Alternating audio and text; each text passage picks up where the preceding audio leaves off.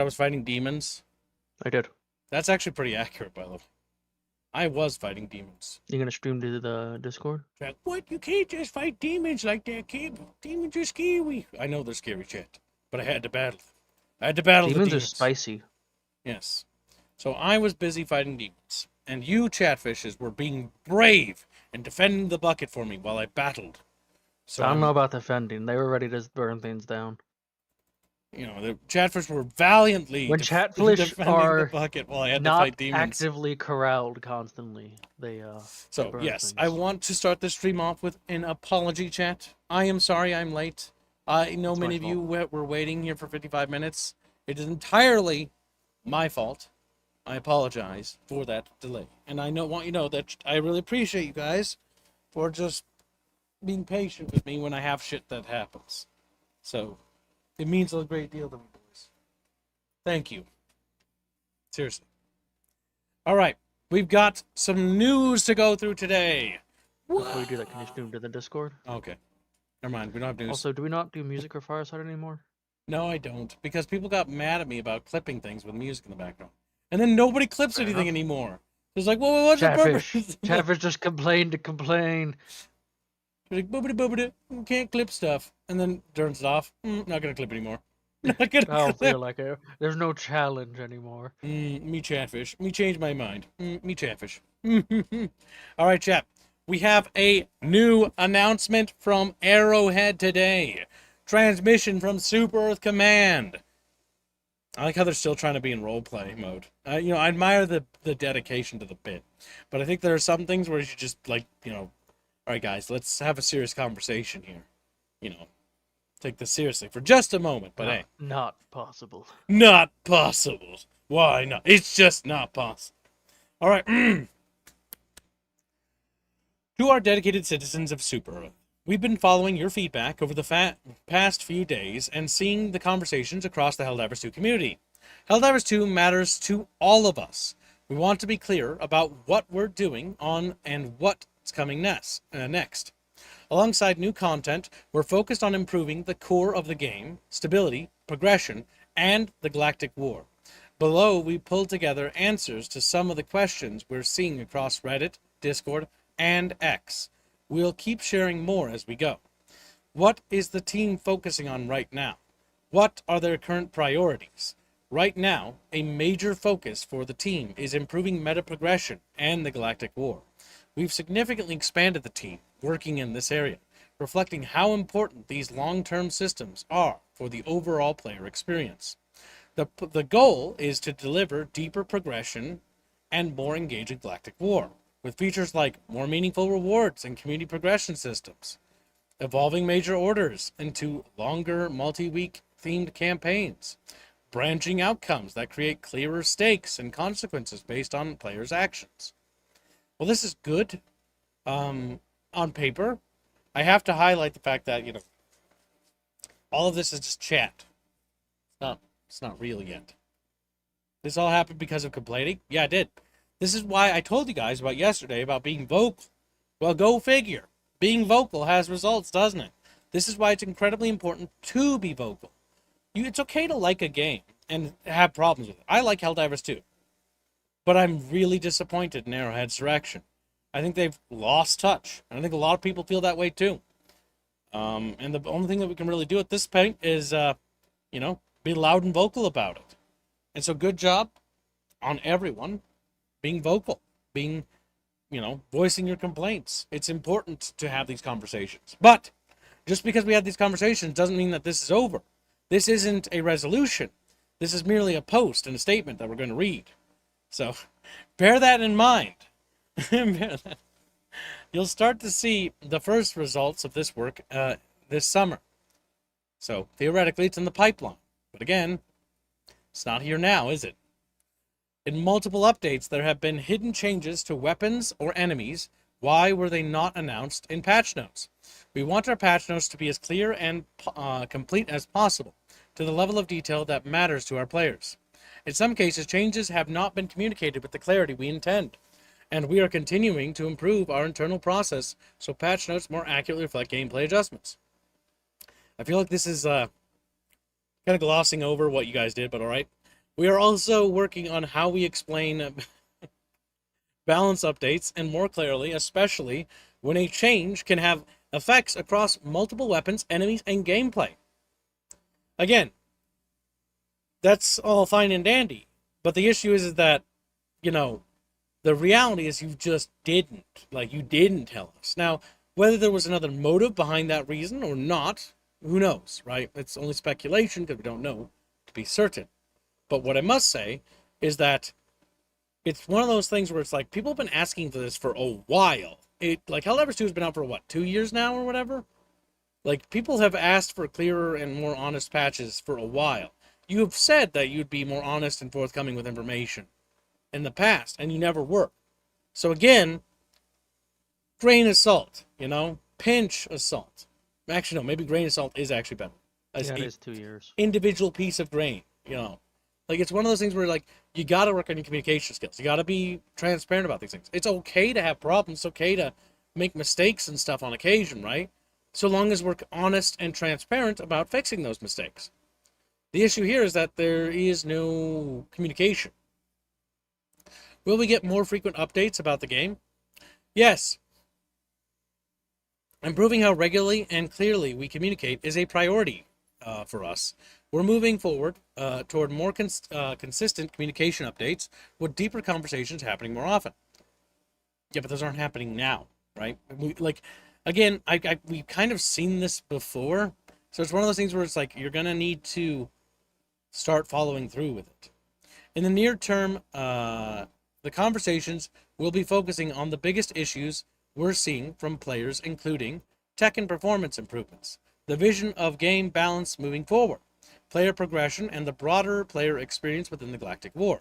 Alongside this, we'll be more transparent about community feedback, including what we're seeing, what we're prioritizing, and what actions we're taking. You'll start to see this reflected more clearly in patch notes and other updates. Again, it's a lot of we're going to do this, but not a lot of action, So, speaking of specifically with the update notes, people are always pointing out stealth nerfs or stealth changes. People have been pointing out the latest update made it so chargers can do 180 turn. What, really? Apparently, people have been constantly encountering chargers that literally just immediately 180 turn. It's like really, really difficult to hit them in the back now. Again, making enemies just cheat isn't actually fun. Like, I don't know why this feels like this needs to be said, but if your enemy is cheating and running through walls and shit, I don't know what world you live on, but that's not fun. That's not fun. When you set up a game and it's defined by clear rules, and I'm playing like Monopoly, and I see the other player, the AI player, just take money and just grab a wad of it and looks at me while doing it, I feel robbed. I feel robbed. Because while I'm bound by rules, the AI isn't. Interesting. Perfect example of that is the majority of Souls-like games or games that have stamina systems. Or where it the enemy snaps you doesn't back have to an stamina. enemy. I've seen that for Dark Souls too. Never played it myself. Where a guy will like clearly dodge out of the way and then stab, and then they snap back into the stab. That's just usually poor coding, and especially it's that netcode whenever you're doing multiplayer. I'm referring to specifically the player having to deal with a stamina bar, but enemies not having stamina. Yeah, like the enemy should have stamina. Like bugs should have stamina. They should be bound by similar rules. Like them getting infinite sprints and lunges is just like okay. Like that's bullshit. Like it is. It is bullshit. Like unless it's like a vehicle or something, like it's gas powered or like why isn't it bound by rules? Why isn't it have to play by the same rules we do? It's a bit bullshit, is what it is. It feels like bullshit. But yeah, let's move on. Let's see. What quality of life upgrades and changes will we see? Oh, I read that. We also want the Galactic War. Yep. Alright. Will you ever have a public beta testing? What is your beta testing process like now? Yes. Expanding how we test updates with players is a priority for us. That doesn't answer the question. Yes, you will have a beta or no? We're exploring having a more closed and public beta testing with the goal of getting broader feedback, especially for balance changes before they go live. You're an MMO. You should have a public test run. PTR's servers for MMOs have been a thing since the dawn of time. It's kind of funny to me that Helldivers 2 doesn't have one of these PTR servers. One of the challenges is finding the right balance between testing changes openly and not spoiling upcoming content or narrative elements tied to the Galactic War. That's true. That is true. There are some things that you're gonna have to do like closed testing where you're not gonna be able to public test it, right? Like if there's like a new enemy for like a reveal thing, it's gonna be harder. But that means, what does that mean? There is a solution to this problem. It means better quality assurance, better testing. That's what that means. You just need to test better. Like the guy in charge of balancing weapons needs to do his actual job. I know that might sound weird, but he's gonna actually have to balance the guns. You're gonna actually have to play with the guns and like if what's this? The Killzone crossover weapons kind of suck. Huh, that's kind of curious. That's not very fun. And like the issue is like, for example, people complain about light pen all the time. Is light pen that bad? Not particularly. Light pen weapons can be fun. However, here's the issue. Light pen weapons have become worse and worse as time have gone on, because enemies have gotten harder and harder and harder to kill, making light pen weapons less and less valuable. In the initial states of the game, light pen weapons weren't that bad.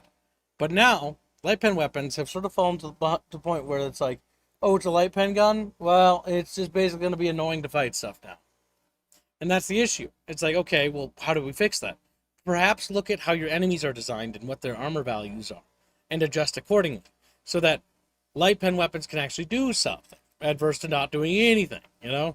Because that's one of the common issues you see, like Illuminate Overseers. Light pen weapons against them. Awful. Awful. Oh, that's just annoying. One of the challenges is finding the right balance between testing changes. Yeah, not spoiling. Today we run closed play tests that cover both new content and balance changes, as well as wider internal studio play tests going forward. We're looking at ways to separate these out so we can test balance more openly where it makes sense. Overall, our goal is to expand the footprint of our testing programs and bring more of the community into that process over time. Now, there is a difference between letting the community just make the game for you and having a vision. So it's important that you yourself have a vision. Otherwise, the players are just going to balance everything. It's just going to be weird. So you're going to need to actually do this well. Like if people just like go like, what about this gun, and it's like, but this gun is actually overpowered and it's called the Coyote, then maybe the Coyote should stay where it's at and not change, you know? It's good where it is. Instead of making guns worse, how about we bring guns to an equilibrium, right?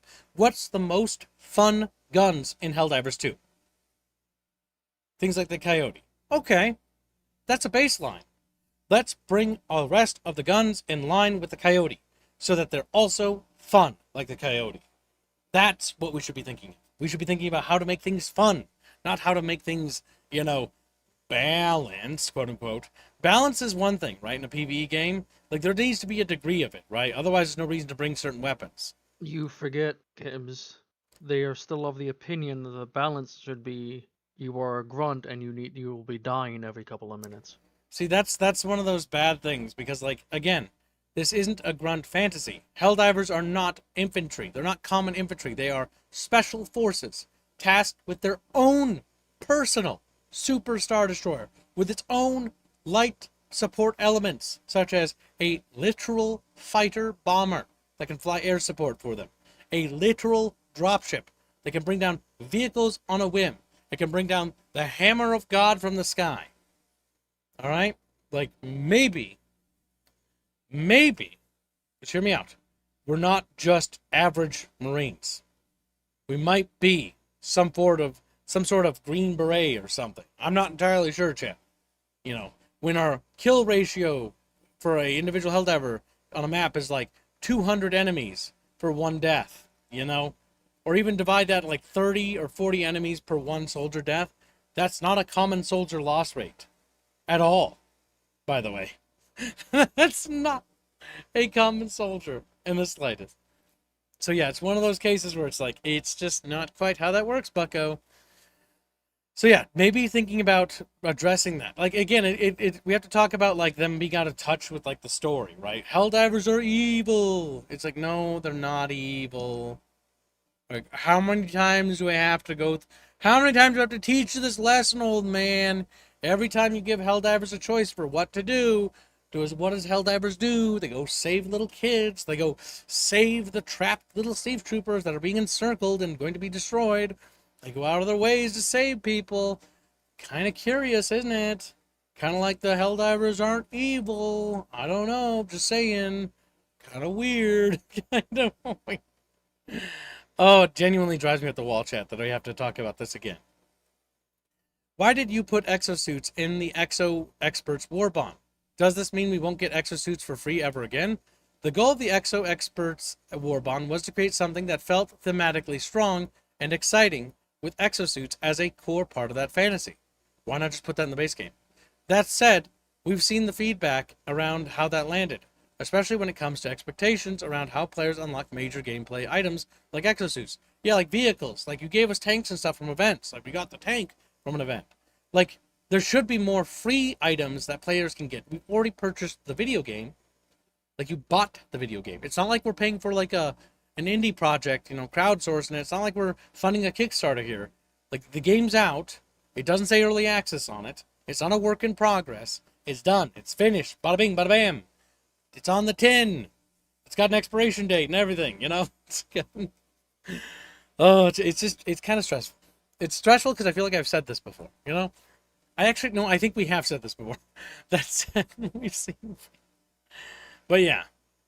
Again, good that they're addressing it, but need to see actions. More broadly, we want to strike the right balance between what's included in war bonds and what's available through gameplay, so that rewards feel both exciting and fair. Okay. Yes. All right. But like we should have a broader conversation on war bonds is what we should be having. That's what we should be talking about. We should be talking about, should there be any more war bonds? Unless it's like a vehicle crossover from like another setting or an IP like Halo or like Killzone or something or Resistance. I'm kind of the opinion that war bonds should only be for crossover items. Because that I can justify in my head, like, yeah, okay, it makes sense. Because you had to pay to get their license to use that item, right? Maybe war bonds should, going forward, be free content or the base game. And maybe instead of doing that, we switch to a more healthy mindset like Funcom has, that all gameplay mechanics are free, and the only thing that you have to pay for is cosmetic. Let me decorate my Superstar Destroyer, so I can give it some personalization to it. I'm not saying like lore breaking stuff, like where it's like got friggin' wings or some shit on it. Like make it in canon, stick to what you said, keep to your promise of staying faithful to the theme and atmosphere, but make themes that are faithful to the theme and atmosphere. Maybe make different types of ships you can unlock that don't have mechanical, variations, but have different visuals, instead of gameplay. And you can buy like a carrier, and you got like a cool interior with like a little mini game thing inside it. But it's not something that affects the core game. It's just a bragging piece, a flex piece. It's like World of Warcraft when they had those god awful mount things, right? When that fucking Diablo 3 came out and people got the Tyrael mount, and then people would mauled over the fact that it was limited. Now don't do stuff like that. That's actually cringe. FOMO is actually a bad practice. But yeah, especially when it's a digital product. There's really no reason for anything to be FOMO in a digital world. It's just kind of retarded. And to be clear, yes, you'll be getting other vehicles through gameplay in the future. I forgot to read that last line. That's good, but the issue is you did this before. Also, we want deeper and more meaningful systems. I kind of don't want to see vehicles DLC'd or different variations of stratagems DLC'd. I kind of want deeper, meaningful systems. I want a stratagem customization system where I can customize my stratagems and I can upgrade and unlock stratagems by playing with them. If I play with the 500 kilogram, I can unlock new types of stuff with it for the 500 kg. Maybe like it's a heavier bomb or something. Maybe it's got a different type of payload or something. Maybe it's like toxic or corrosive. or something like that, and like can unlock different variations of it, or it has different other effects, or unlock different upgrades for my like other stratagems too, like my turrets. Like it has more ammo, it's got better like reload, or it can reload better, or something like that. Stratagem upgrade All system would be cool. What? Yes, the first game should not have more features in something a bit more mechanics than the second game has. And the first game does have some with customization, like the stratagem upgrades. Now, Trumpa, I want you to expand on that. Go into detail. What can you do in Helldivers 1? Explain to me like I'm an idiot and I've never So you played can one. upgrade stratagems in Helldivers 1 and like your basic equipment with the sample system in the game. Basically, you upgrade them, you improve them. It's straight improvements on the systems, like more ammo, and then now gets an alternate fire or something. More use. Stella's one also had limited uses for things, which there are some things in Helldivers too, but upgrading them could give you more uses, reduces the cooldown time. You could also have multiple of the same stratagem in Helldivers 1, which still boggles my mind why that's not a mechanic in 2. Yeah, you could have multiple vehicle deployments. Like, why can't I Well, deploy no, in multiple Helldivers 1, vehicles? you could have like multiple call-ins of like the same landmine or like multiple of the same turret. That's actually You could really good. have duplicate stratagems that you bring down. You still can only have 4, but you could have duplicates. I like that quite a bit. In fact, why don't they let you do that? I honestly don't know unless it's just to limit how you can play. Yeah, why can't I bring nothing but exosuits? Why shouldn't I? There is a genuine The trade-off trade-off was for that. everything had limit uses. Not everything had limit uses. The support weapons didn't. The defense stratagems I don't recall did. Some did, I think, but like almost all the offensive ones did. But they had a lot of uses some of them when you upgraded them. Yeah. No, genuinely, let us customize more. Let us let us actually expand more. Like my biggest thing is Helldiver's greatest strength is what? It's sandbox and the toolkit it Also, gives you. Why not expand the options you can do with that said toolkit? That's not even adding new content. That's just unlocking the ability to be like, I want to bring more vehicles. I'm going to be the vehicle guy. I'm going to bring an FRV. I want to bring a tank, and I'm going to bring 2 mechs for myself. And I'm just a mech pilot. And I'm I just going to drive also vehicles. kind of liked how Helldivers handled respawns better. Helldivers 1 over 2. Go ahead and So 2, expand. as we know, you have limited respawns, and then you're on a timer. In Helldivers 1, there was no timer, but you only respawned if someone called in reinforcements. If no one was alive to call in reinforcements, you lost. Mm-hmm. Now that said, if you were playing solo, you did have lives, but you had like 3 lives if you went solo.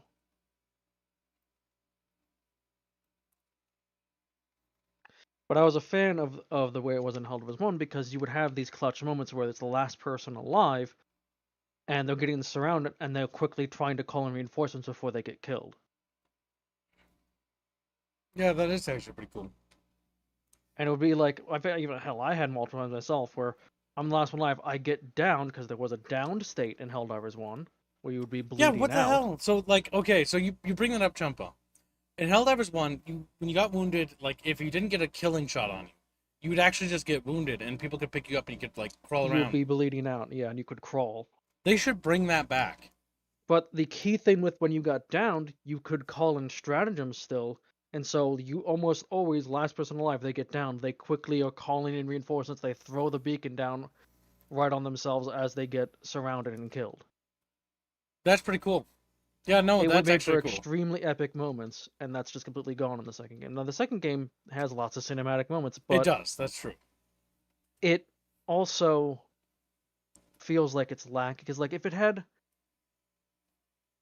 just like, I wanted Helldivers to just literally take the first game, improve some of the core systems, which they have, like the weather effects and all the stuff, that those are good improvements. But I just want them to bring over all the mechanics into the first game, from the first game into the second, which they haven't.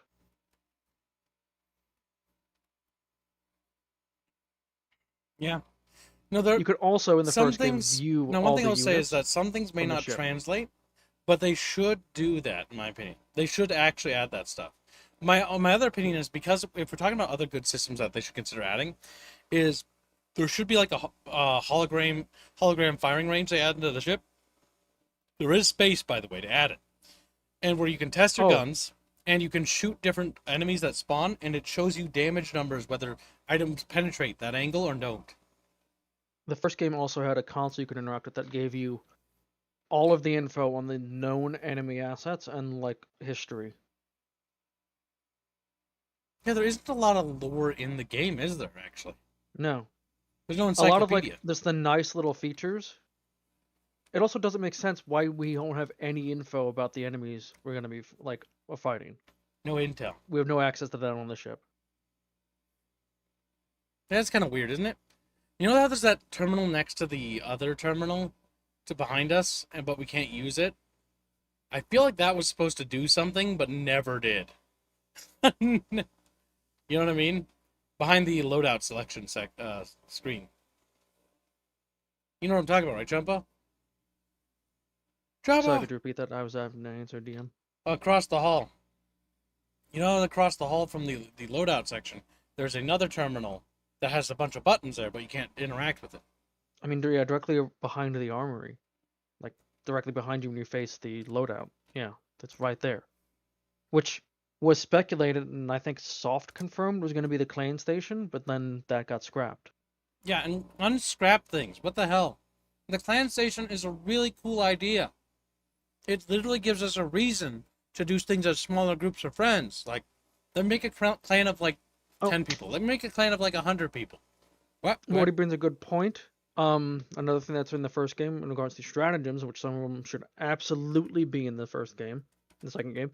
Now I don't know about the Realm. I don't know about that, but I didn't really fiddle with mechs a whole lot. I also love the design of the mechs in the first game. They were literally just a box with an arm slapped on it. It was beautiful. But they had a way for you to repair things and heal teammates besides just now. In the second game, you got the stim pistol, but like it was literally a beam you'd shoot out that could repair vehicles and heal teammates. And there was a backpack that had a drone that could do that. Why don't we have a medic drone? Yeah, what the hell? You're right. Why don't we have a medic drone or a repair drone for that matter? Um, let's see. Other things that aren't in the second game strategy wise. There was basically a nuke call in, which you had like 3 uses of, and basically was a really cinematic thing to call in. Other vehicles, like armored APCs, tanks, the bike, the the Oh, mortar real you can quickly, carry. we almost forgot. We're so caught up in our little conversation here. Mark donates a very generous $5. Thank you very much, Mark. He says, funny the Exo Warbond doesn't give you ways to support your exosuits. Plus, the kill zone and Halo Warbonds feel like cosmetic DLCs. Yeah, you're right. I kind of think that I'm okay with cosmetic DLCs. I'm okay with Warbonds being cosmetic. But I think Warbonds shouldn't have, like, gameplay things in them anymore. You know what I mean? Like, we What should they should go do, away from that. honestly, because they're not going to go away from Warbands. What they really should do, and they also won't do this, is expand the previous Warbombs that they already added to the game. Like, give them 4 Oh, pages instead of 3. they'll expand them all right. We just patched in a new paint job. Now go grind 60 medals to go get that new paint job. Yay. Because, Wow. like, the Medic Warbond, add in the fucking Medic drone into that. Yeah. I mean, that'd be one way, but honestly, I kind of feel like a part of me really feels like we should The go Warband system, away I also from just hate the Warbonds. Warband system in general. I hate having to grind for medals. Yeah, it just makes me not have fun. Like I've got over 900 hours of the game. I enjoy the gameplay loop. If I'm just playing the game, I can enjoy it. Just like War Thunder. If I'm not thinking So in the about the fact first that I'm game, grinding to get a vehicle or grinding to get something unlocked, I can actually have fun with this game. But the issue so is what that, they did, hold on, just real quick. The issue is that I'm constantly thinking about, ugh, I gotta get 90 more medals to unlock the gun I paid for to unlock. Like, what the hell? Like, what so the hell? here's my issue. In the first game, unless I'm mistaken. I'm pretty sure there was only one currency and it was samples. You would drop onto the planet, you'd collect random doodads, and like every 10 or whatever would give you a sample. Leveling up also gave you samples. You would then spend these to unlock stratagems or weapons, and you'd spend them to upgrade them. In Helldivers 2, we have requisition, we have super credits, we have 3 different sample types, we have medals, and rec is kind of useful in the very beginning of the game to unlock stratagems, and that's entirely fine. I don't have an issue with that system. The problem is, besides those free stratagems that there's very few of at this point, everything else requires super credits and medals. And then there's the ship upgrades, which require a bunch of different samples. The first few upgrades for the ship for the samples is relatively fine, but then it literally becomes max these out all your samples to upgrade. It's not quite max, but you get what I'm saying. You require an obscene amount to upgrade a single thing. It's just excessive grind, and the medals themselves are complete like 20 missions to unlock a single thing in some cases, unless you're playing super high difficulty. Hmm. It's excessively grindy. Yeah, the grind factor is really bad. Like, there are systems that don't exist in the game. Like, for example, again, the big issue Helldivers 2 needs to do is more meaningful late game stuff for us at the late game to do. Something for us at the late game to do. The majority of the players, 45% of the player base, which is the majority, by the way, because less than 45% are at the middle of the game. It's like 20% or something like that. And like the remainder are at the beginning of the game. But usually that beginning of the game, if I remember right, percentage, I can't remember the exact percentage, but it falls off because they lose interest in the game. And I know this from talking to people. People see how many war bonds are in the game, and it turns them the fuck off. Like, absolutely turns them the fuck off. They see like 9 war bonds or like 16 or whatever fucking war bonds or how many it is now, and they're just like, yeah, I'm good. And the UI itself is dog shit for scrolling. The UI was never designed to have this many war bonds. Yeah, it isn't. It's very clear because it's like it's so tacky because they're like milking you so much, and it's fine. Like you want to do war bonds to make money, yeah, that's okay. But like remove the gameplay elements from war bonds. Give or like we need to compromise. This needs to be had a conversation because it's untenable the way it's going now. We need a war bond released for everybody. Like a big one, like the one you did with the first, like when you launched the game. Every year, there should be at least 2 to 3 war bonds, if you're going to keep doing this war bond crap, that are free. That are just straight up free. Interspersed throughout the year. I would say one, at least 4. One for every season. Because you have any idea how much fatigue, and that's still going to generate fatigue. Like, the issue is that's not a good solution. Adding more war bonds is going to solve this. Side grades of things. It's like, here's this gun, but slightly faster shooting. It's like, okay. Like, quite literally, there is the commander one. Here's a liberator, but now it's like twice the fire rate. It's like, okay. Like, we need endgame progression. Endgame progression. More stuff to do with our ship. New systems for our armor. Let me customize the armor a bit. Like, let me paint it. Not just like painting like silly cosmetic things, but like bring back the helmet feature. Go ahead, you've got money now. Get your shovel, dig up the fucking canned things, give us the clan stations. The clan stations will give us another goal to work towards. Make the clans, scrap the clan station, make it a clan super carrier. Alright?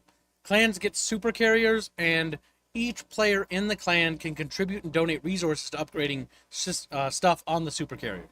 And as the super carrier gets more upgrades, it can do more stuff. And the clan leader can order clan missions to go to certain planets and attack things. That way, you can start creating smaller communities, and clans will get different things. Like, clans will be on you can add a leaderboard system. Like, clan contributed this amount of percentage towards fighting on this planet. Stuff like that. Literally clan stuff. Try to get communal things. And don't do that thing that games do where it's your clan limit is 15 people. What the fuck? Literally just let people make, if it's 1,000 people or if it's 5 people. No limits, no bull crap. If it's just, Joe and Frank, two buddies, wanting to play it and make their own little clan together just for themselves, let them have it. And if it's like 1,000 people, let them have it too. Don't do this weird like cap thing. It doesn't matter. It's a PvE game, for God's sake. And then yeah, bring back the helmet feature, and bring back War Bond, or not War Bond, but stratagem customization, and do the next wave of weapon customization. Let me customize my munition types for some of my guns, hollow point, armor piercing, etc., etc.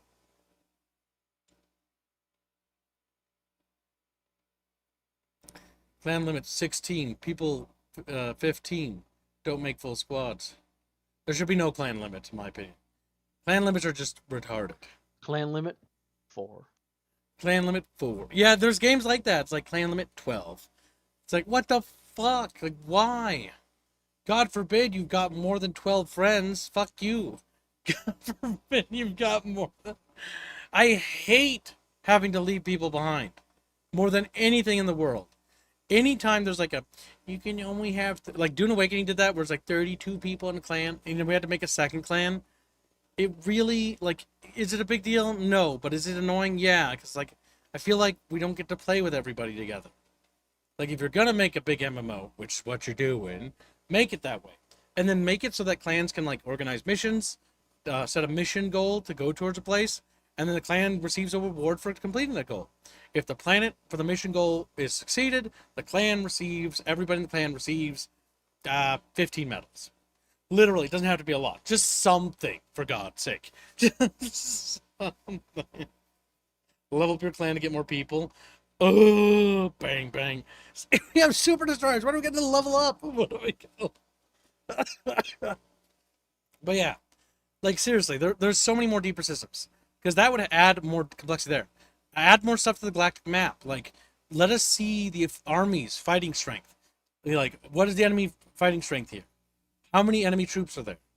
And actually have more ongoing stories for every front. And also, don't use the Galactic calculation system by breaking down the entire population of the entire people that are active. Just break it down by fronts. Automaton front is what the modifier is. Illuminate front. Because if you do it that way, then it's not going to make people go like, fuck the bug players, fuck the bot players, fuck the squid players. Because all that does is create schisms inside the own community. And that's not healthy to the player base. Literally, just make it so that each front is like their own contained story. And then maybe they can have crossover stories, right?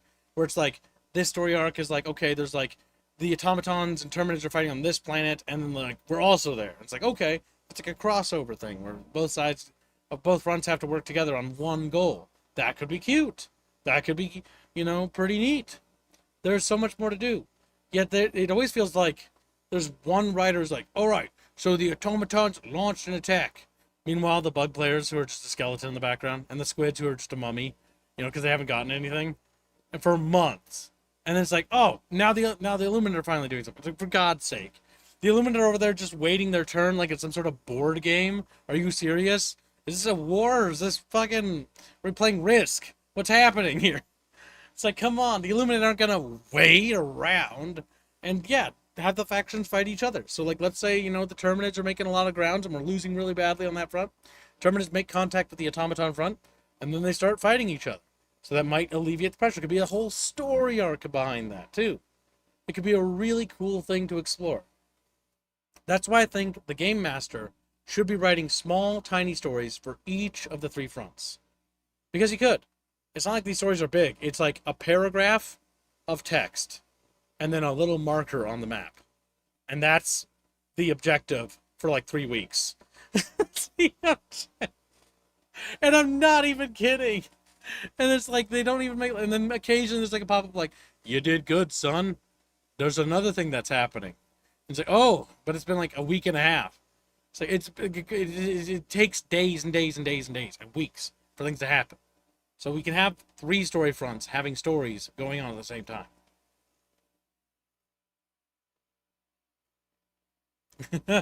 Little Silver's like, I haven't played How Devilish for a long time. And every time I want to play, it's focused on the automatons. I don't want to fight them. It's boring. Well, that's where my suggestion to you in that case is just fight where you want to fight. Just play the game. Like, don't fucking. But I totally get you if you're like me, you're very objective focused, and so if you're not fighting on the front world, you're like, well, now I'm not like actually like contributing. I'm just wasting time, is what it feels like. And I feel like when playing the game, I feel like I'm wasting time, and that's not good either. That's why I think it's important that each warfront have their own contained stories. That way, people aren't punished for like, you like fighting bugs or you like fighting squids. Go fuck yourself. This is bee boop story time. Sit in your froggy chair. It's just like that's not very fun. Come on, you can't tell me there's not something happening. It's a friggin' galaxy. There's like billions of planets and shit exploding. Surely there's something interesting happening on the bug front.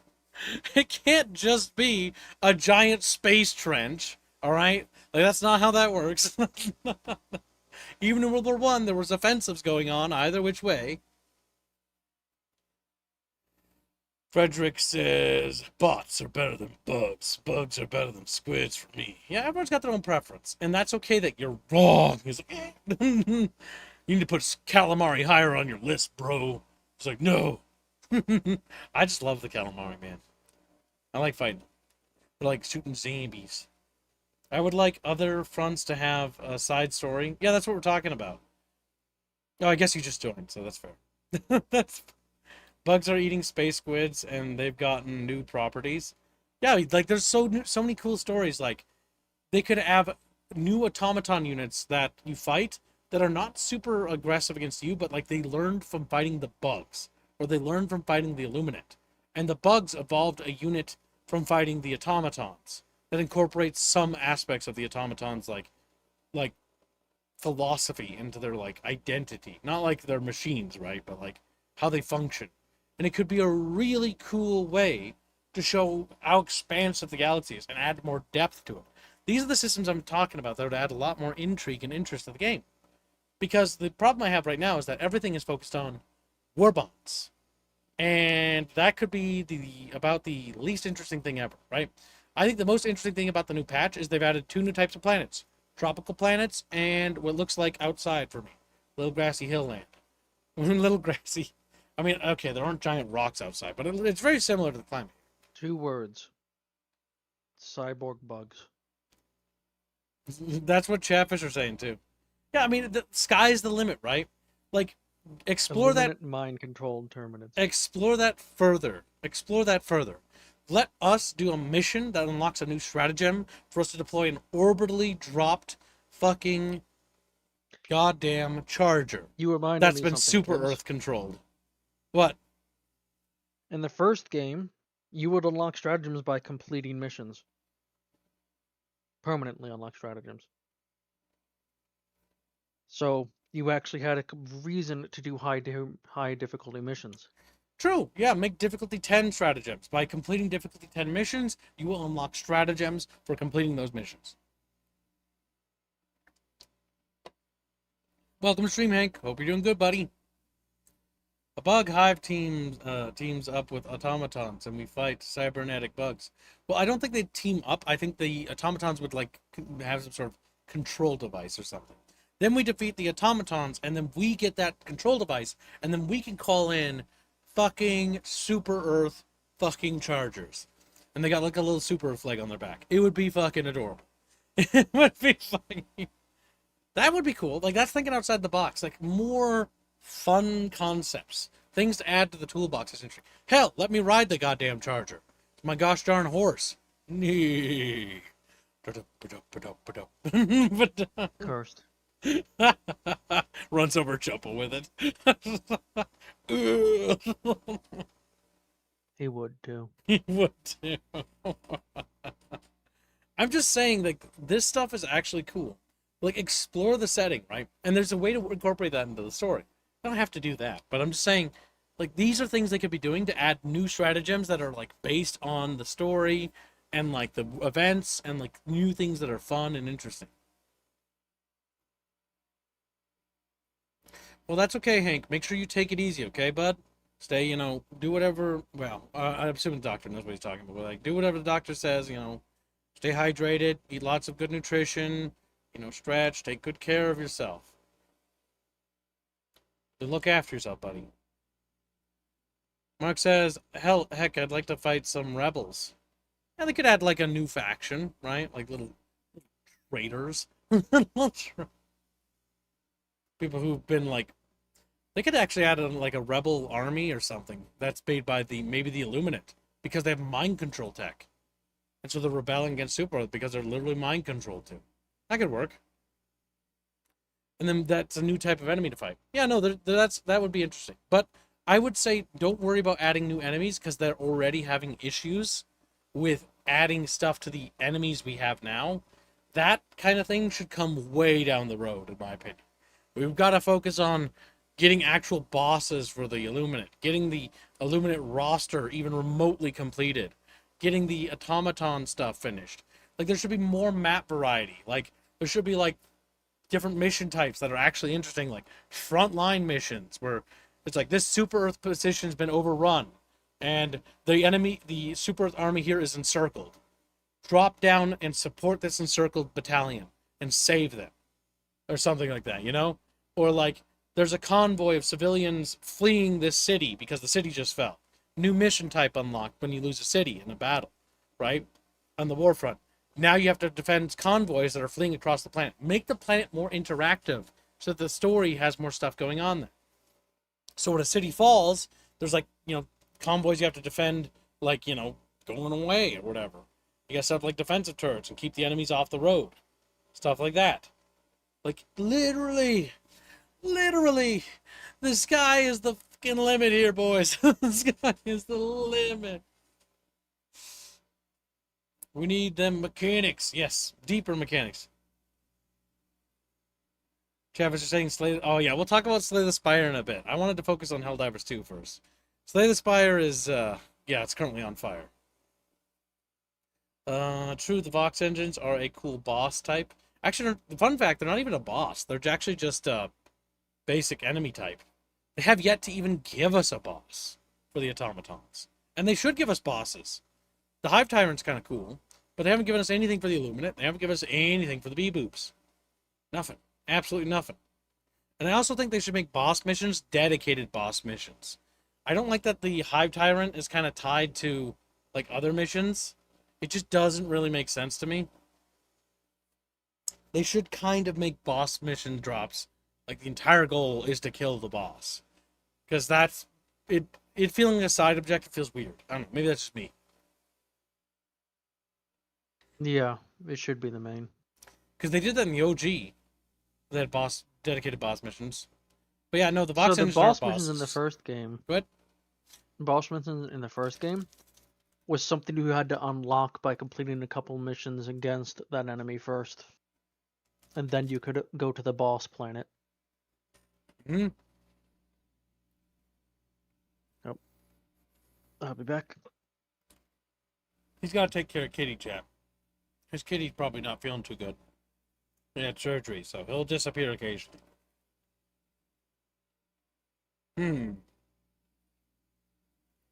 That'd be cool to fight in the actual front lines. Yeah, it would be. Like, there's so much stuff you could do. It's not even funny. Like, they could literally add, like, a... You know what? This would be a fun parody.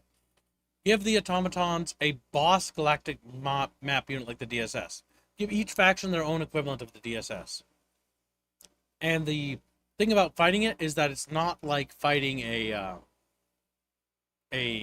planet with like a ship above it, right? It's actually fighting on that thing. Give the automatons a Death Star, and you have to like attack it before it like attacks a planet or whatever, right? Give the automatons like this Hive Lord thing, right? That's like a big space bug, and you gotta drop onto it in a space battle. Like, again, there's so much to expand upon with this setting and like add depth to, but they're not really doing any of that, are they? They're just adding more fucking war bonds. And that's my fucking issue. I just want more late game things that feel like I can do something at the end, you know? Whether that's progressing my ship. Hell, you know what would be cool? You get a super destroyer and then you get a super fucking cruiser. Then you get a super freaking battleship or something. I don't know. And then like it has a different look or something. Maybe it doesn't even have any like bonuses, or maybe it allows you to bring more vehicle stratagems or whatever or something. Literally anything is better than nothing at this point.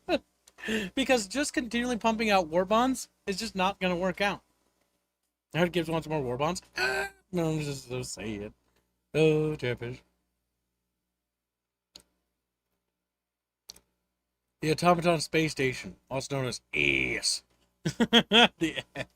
Yes, the ass is coming. That's a good one. I like that. My God, frontline infantry. Yeah, like literally frontline missions, spearhead missions. Literally, a bridge too far mission, Operation Market Garden. You got to secure a bridge or some shit. I don't know. Like anything would be better than what we have right now. Because one thing I do gotta say is that missions do get stale after a while. It's the same mission over and over again. And whenever they do a new mission, Brian, it's like, this is the commando mission. Okay, what's that? You gotta deploy and you gotta be sneaky. It's like, that's kind of lame. Like, I'm already a sneaky dude. How can I be sneaky? I'm being dropped from friggin' orbit. There's a giant friggin' spaceship above me. They obviously know where we are. It's not like it's a secret or anything. So it's one of those cases where it's like, I don't know. It just feels like they really could do more there. Call an AI Helldivers to support you from your ship. Well, there's already not an AI Helldiver thing, but there should be just an AI droid that you could call on. That's going to be in the base game, if I remember right. At least it was in the data mining. But, God, I think that was probably scrapped. And that's kind of the issue. A lot of those things have been scrapped. All those things have been scrapped. Like, and that was one of my annoying things about Johan Pilestat's little Reddit post, is that it was like, we scrapped it. We're not working on like game stuff at all. It's like, are you that out of touch? How can you be that out of touch? How can you actually be that out of touch? How can you become that greedy? Like, you guys literally said that you weren't gonna do what other companies did. You weren't gonna just be like, we're gonna crank out war bonds. And I don't care. I don't care that it makes them a lot of money. I genuinely don't give a shit. Yeah, being a greedy corporate piece of shit is going to not help make the game better. It's just going to make the game be fucking tacky. And that's kind of like what Helldivers 2 is kind of like becoming. It's not entirely tacky. It's got a lot of really good stuff to it. But by just focusing on war bonds because they're profitable, all you've effectively done is killed your own game. And you're actually strangling the life out of it. The war bonds are unironically going to be the ultimate death of the game. They are. Like, correct me if I'm wrong, chat, but I don't think I'm fucking wrong here. The war bonds are going to kill the game. They're already killing the game. It's the reason why we're in the position we're in, is because the war bonds exist. And because they're getting more aggressive. Because it's a slippery slope. It starts with, it's just cosmetic horse armor. And then what is it? It's cut content. It's literally the entire plot of the game, like Mass Effect 3. You're reaching a point in which you're not just cutting a little bit, and you're not just doing it a little bit, you're leaning so heavily onto it that you've lost the fucking point. Yeah, DLC sells well. Yeah, it does. But how'd that work out for Mass Effect 3? Let's see. It made a lot of money, but what happened to the overall product? What happened to the franchise? Oh, it died. It died. It actually died. They made Mass Effect Andromeda, but it was already dead. Like, even before Andromeda was out, come on. Like, you all know it. You all felt it. It was dead before then. It was dead the minute you got to the end of Mass Effect 3. It was a carcass. A stinky, rotting carcass. That's what Mass Effect 3 was. And that's the issue with the war bond system. It's okay to do it a little bit. I would personally not like it if they did as heavily as they do. It doesn't mean they can't do war bonds. But by focusing exclusively, and that's what they admitted to, exclusively on war bonds for the most part when it comes to development and resources, they have guaranteed the game is dead. They've killed their own game. They might as well just hauled it out back and shot it in the back of the head. Because that is literally what they did. Jan says, soon enough, you'll be buying the game engine and buying game content as DLC. I bought access to the Unreal 7 engine, and now I have to buy the shader. So I can have the shading work. Oh, it's just annoying. Lancelot says new divers have to face a wall of war bonds when they buy the game. You're absolutely fucking correct. It's actually painful how right you are. I hate it. I hate it. I wish you were wrong, but you're not. You're spot on. I try to convince people to play Helldivers 2 with me because I'm like, it's only $40 to buy it. It is only $40. That's true, but it's becoming like a Paradox game, and I love my Paradox games, but I fucking hate Paradox. I really do. Because like, guys, want to play a Paradox game? And then like my friends look at me and they look at me with like a look of disgust. Like, no. There's like 8 billion DLCs. Now, granted, in the case of a Paradox, at least the person who owns them, they can play them. Not that that's much of a fucking excuse. Because, God forbid your friend wants to learn on their own time, but they cut out mechanics because they're DLC locked mechanics. Oh, it's so stressful. You can't DLC lock mechanics, Paradox. Like, you just can't do that. Because then nobody wants to learn how to play it. And I know because I've tried to get my friends to play it before. And they've experienced it. And I'm not even mad at them. They're completely in the right for not wanting to. Yeah, you can only learn how to play if you play with me. Because if you try playing on your own time, which is the base game, you only have like a sliver of the game's mechanics. And that's the issue with Helldivers 2. It's not that it's undoable, not doable with the basic Warbond. But they're doing stuff like so many stratagems are now locked behind paywalls. So many things are now locked behind paywalls. And so when somebody comes in or wants to come play with you, like, oh yeah, let's play Helldivers 2. And they see that fucking wall of war bonds. The first thought that's gonna go through their friggin' mind is like, holy shit, I should refund my money. That I spent $40. I was even willing maybe to spend, who knows, maybe even double of that. Maybe they're willing to spend $80. They're willing to spend $40 more on DLC because they like the game that much. But then they see that it's not 80 more bucks. It's like several hundred more dollars. And that's the problem with like games with DLC. You can only do that so many times before it becomes egregious. There are ways around this, and I understand that live service games need to generate a profit somehow to maintain operations because that's how the world works. But there is a better solution to how they're doing this. There is a better way. And I think the better way is to offer different ways to handle war bonds. Like, yeah, okay, you can do with a war bond occasionally here and there, right? But maybe also do cosmetics, paint jobs, paint schemes, and stuff like that. So you can make easy money. It's easy. It's not like you even need to code that much. It's just a paint scheme. All you gotta do is make it appropriate for each armor. Now, you should have designed the armors to have that in the first place, so you're gonna have to have a little bit of work setting it up. But you bet your fucking little cheeks they're gonna fucking want to paint their little dudes. Have you seen Games Workshop and how much they get away with scamming people with paint?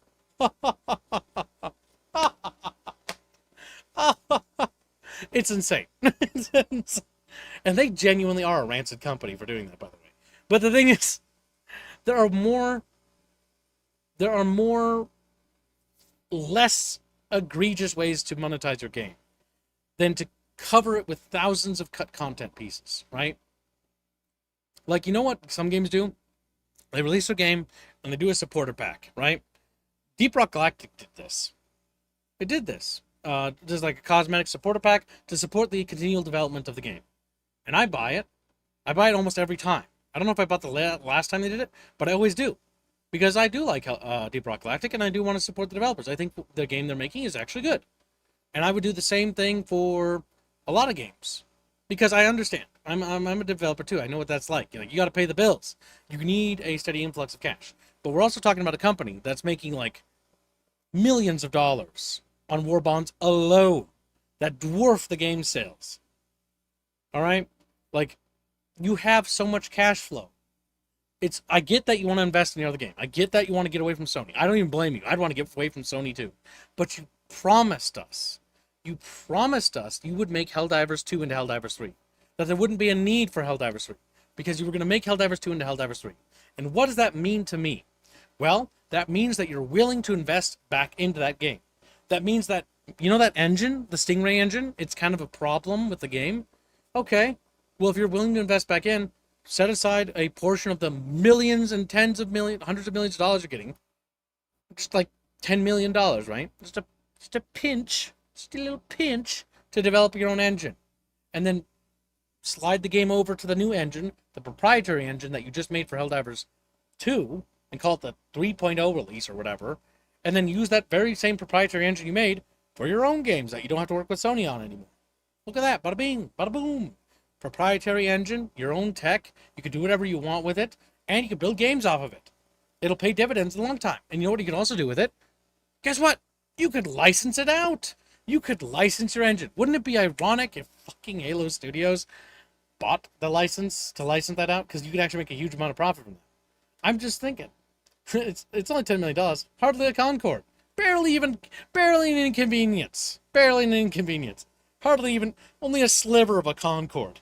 What's a little Concord between friends?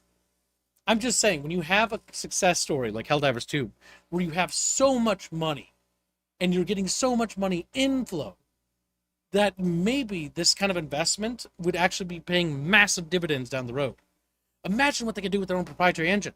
A lot of the reasons why a lot of the features were cut was due to the limitations of the engine. Now you could put those features in the game.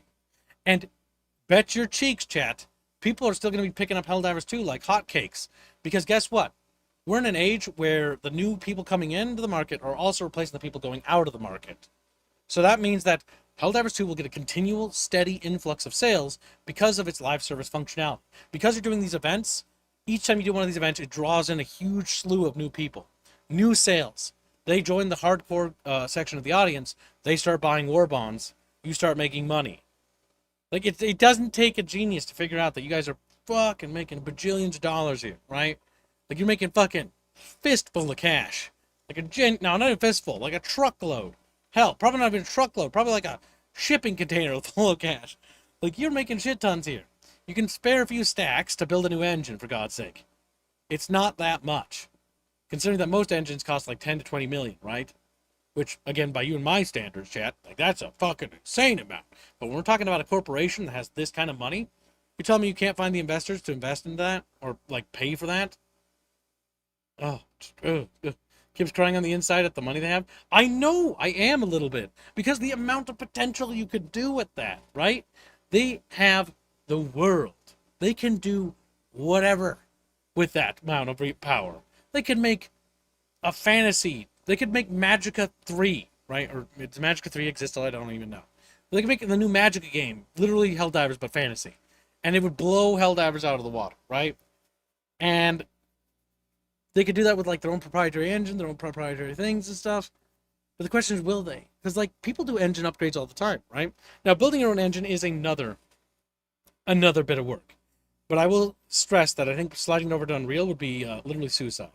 Unreal is probably the worst engine imaginable in my mind for anything, for that matter. But yeah, rather when they Polly says, rather when they buy the servers out from under Arrowhead. What do you mean? Oh, I missed a previous thing. Stupid little pop-up on my computer. But Kibbs, what happens when the AI companies buy the computers out from under Arrowhead? They're not going to. Like, AI is not really a problem. Again, the problem is with people when they come to AI. I don't want to get into the AI conversation, but, like, AI's kind of been gaslit to be like this big bad thing, when in reality it's kind of like this little yappy dog that yapped a lot and like yap yap yap yap yap yap, and then you just, look at it and go like, whatever. And because, like, people are like, oh, I'm never going to commission an artist ever again. It's gonna destroy the art community. And then you look at the art community and they're just getting as many sales, if not more, than now. And in fact, they get more now. And it's like, well, did it actually have a negative impact? I don't really think so. The artists who weren't good weren't getting commissions to begin with. The artists who were good still get them anyways anymore. And I know many artists who are my friends who actually raise their prices because there's so many people wanting their art. Like, there's just high demand art. Like, it's not going to replace people. It's not going to remove people. The issue is that people don't understand that if you want something, you can't actually just use AI. Like, it just doesn't work that way. You're not going to get something. You also can't copyright that thing because it's not legal to do that. You can't own it. So if you buy something from an AI, it's like, oh, look at this picture. Oh, yeah, that's kind of neat. I want to sell it. Oh, you can't do that. You can't. It's not okay. And so it's like, okay. So where are people going? Well, they're going back to artists. So it's like, it didn't matter. People kind of over worried about AI. And to be fair, I could see it because I was a little bit concerned with how it was going. But it was one of those things that now that the dust is settled and we've seen what it's actually done, it turns out it didn't do a whole lot. The worst thing AI actually did, actually, was raising GPU prices and RAM prices out the fucking roof because Nvidia and AMD did those exclusive deals with those data centers. That fucked us completely. That's why it's so goddamn expensive to buy anything. That's what the damage of AI did. It just fucked the prices over for things. But that'll eventually settle too, because eventually they'll optimize that shit, and then as they optimize that crap, we won't have to worry about those prices being so inflated. And then Nvidia and AMD will have to come crawling back like little bitches. But yeah, crawling back like little bitches while also They walking won't. with the They'll just lion's share of triple money. down. Triple down. I don't think they're particularly ideologically composed. I think they're after financial. Well, the AI is still very much. It's still make us billions because they're planning on making huge super AI data centers, even though the last few have completely fallen through. Mhm. Now that we need money to make an even bigger one, Mamu we're gonna says, now there's designs to make ones in the ocean. Let's heat up the ocean, Chatfish. You know what AI has actually done, by the way? AI has actually given me a free selling point on my own project. I can be like, our stuff is handcrafted. If I said that like a decade ago, people were like, yeah, no shit. No shit. Now I can be like, yeah, we handcrafted everything. Like oh god. I have something very terrible, I must say. I just forgot about it. I know somebody who uses AI to write for like them, for like the stories, and it's just like, oh my god. It just I just want to blow my brains out. I just want to blow.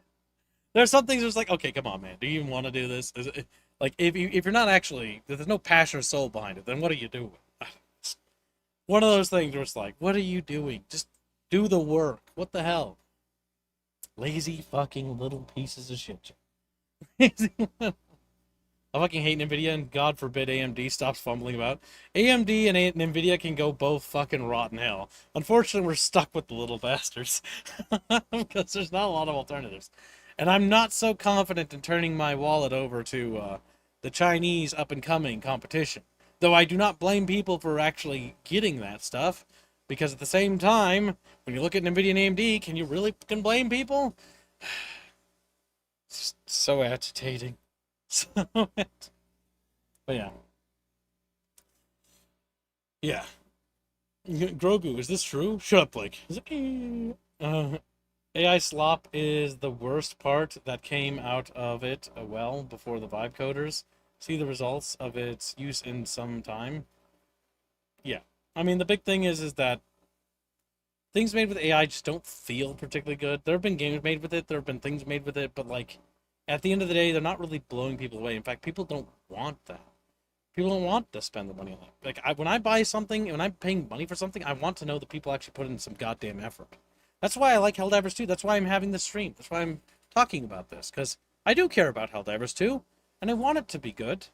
And I don't really know how else to help that happen unless I just signal boost my own complaints and your complaints. And hope that, maybe it starts a conversation. I mean, fuck, they can ignore everything I say. Like, it doesn't really matter so long as the game just gets better. That's all I really care about. But the issue is that it's not, and that's the problem. Well, the game's still fun, but they're making constant mistakes, and these mistakes are going to inevitably lead to the thing I like dying, and that's my fear. Because I've seen what happened to Halo, I've seen what's happened to World of Warcraft, I've seen those things go away. I talked about it yesterday in yesterday's stream too, and we're basically just treading the same ground again. But it's a new generation with new time, new tech, and stuff. But we're making the same mistakes that we did a decade ago, or 2 decades ago at this point. And it's like, for God's sake, man, just pull your head out of your ass. Come on. Not possible. It's wedged up there now. It's really stuck in there, boys. Cabal says, I wish AMD wouldn't be touted. They could make so many good changes in the market if they weren't stuck chasing NVIDIA's bad example. They need to innovate. They do, but they're too stupid. Seriously, That's every time AMD, NVIDIA does something stupid, they like crash. AMD looks at it and goes, "Now's our chance." And they fall off a Doesn't ledge. retarded. Like, oh, Nvidia's like bricking all of their high-end GPUs. All right, there's an opportunity here. Announces that they're not making high-end GPUs. We're not gonna compete. So it's like, the fuck, AMD. AMD over here, fucking derping out Isn't over. there a thing where like the CEO for AMD and Nvidia are like related? They are actually, if I remember right. They're all related. It might be intentional, honestly, because they might be like a family monopoly. They may be different companies, but if they're both family owned on the same family, same roof, is it Have you noticed really Chatfish, different? that all the people who own motels are named Patel? Curious. Curious. What did Chatfish mean by this? Why are cousins from what I remember? They're cousins from what I... Yeah. I don't know. My God. We thought we got rid of the line of Habsburgs and that whole thing of inbreeding, but no, it just moved to corporations. We look at like the leader of AMD and Nvidia, and their chins are fucking huge, jutting out like, oh They're all my just god, inbreeding Chatfish. they're like, No wonder all the big companies are going downhill. because they're too goddamn tarded because they're inbred. They're too inbred. Like, That's It what all happened to the makes sense. Spanish Honestly, Empire. it makes sense if you think about it in a twisted kind of way. Yeah, they just inbred themselves. So they kept the power in the family, and look how that worked out. Just like how, oh, that's why the AI cannibalizes itself. It's just modeled after the people up top. It needs to breed more Korean office babes. What the fuck? Oh yeah, the game we played yesterday. I was like, what the hell is Chatfish talking about? Now they are just inbred Asians instead of Euros. Yes, they are. Now they get the big Asians, chin. in quotes. Urgh. Now I did post something, Gibbs, we could go look at. I suppose I may look at it because I'm a kind and generous. Because I think we're done with Arrowhead. Yes, I think we've hammered the nail quite thoroughly. So, nail. Kitty is now sleeping on my bed. You didn't post anything. This is from yesterday. Is it? No, it's not. Oh. You should post that thing about whatever the hell that game's called that you like. Oh, that looks cool. All right, let's show Chatfish. Chatfish, come. So Come. before we start, so there was a game called Brigador. Yep. Now, released a long while ago. Actually went to a bunch of conventions because the way they advertised the game apparently made the game flop initially. Because the way the game looked and the way it played felt drastically different. And that was entirely due to the way the controls were initially set up. So it kind of flopped, but then it had a resurgence, and then it kind of became almost of a cult classic for people. Now people really like it. It is a cult classic now. Well, cult classic Yes. would imply that it's not popular, but now it is, I think. Yeah, but the point is it only really became successful. I'm not on the overlay anymore. What? Discord's API is shitting itself. Okay. But yeah, it kind of flopped, but then it had a resurgence when people basically found it and realized, basically fiddled with a couple of settings, and then the game played amazingly. It's not out yet, but there's a demo. Hold on. Nope, that didn't reset it. Yep. Discord just shit itself. Discord is doing Nice. a funny on my end too. Nice. Well, if Chumpa disappears, we'll know why. I can't even watch the stream anymore. You can't? No, just you've been disconnected. Oh. Well, shit. Well, I'm going to stream the Try trailer for them. restarting this. Okay. I'm going to stream the trailer for them. I'm going to start it in 3, 2, 1.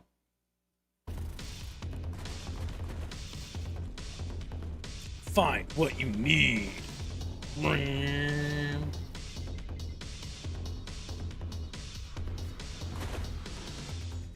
Make them pay. The font choice is very special. Damn, Suicide Bomber. Damn, Suicide.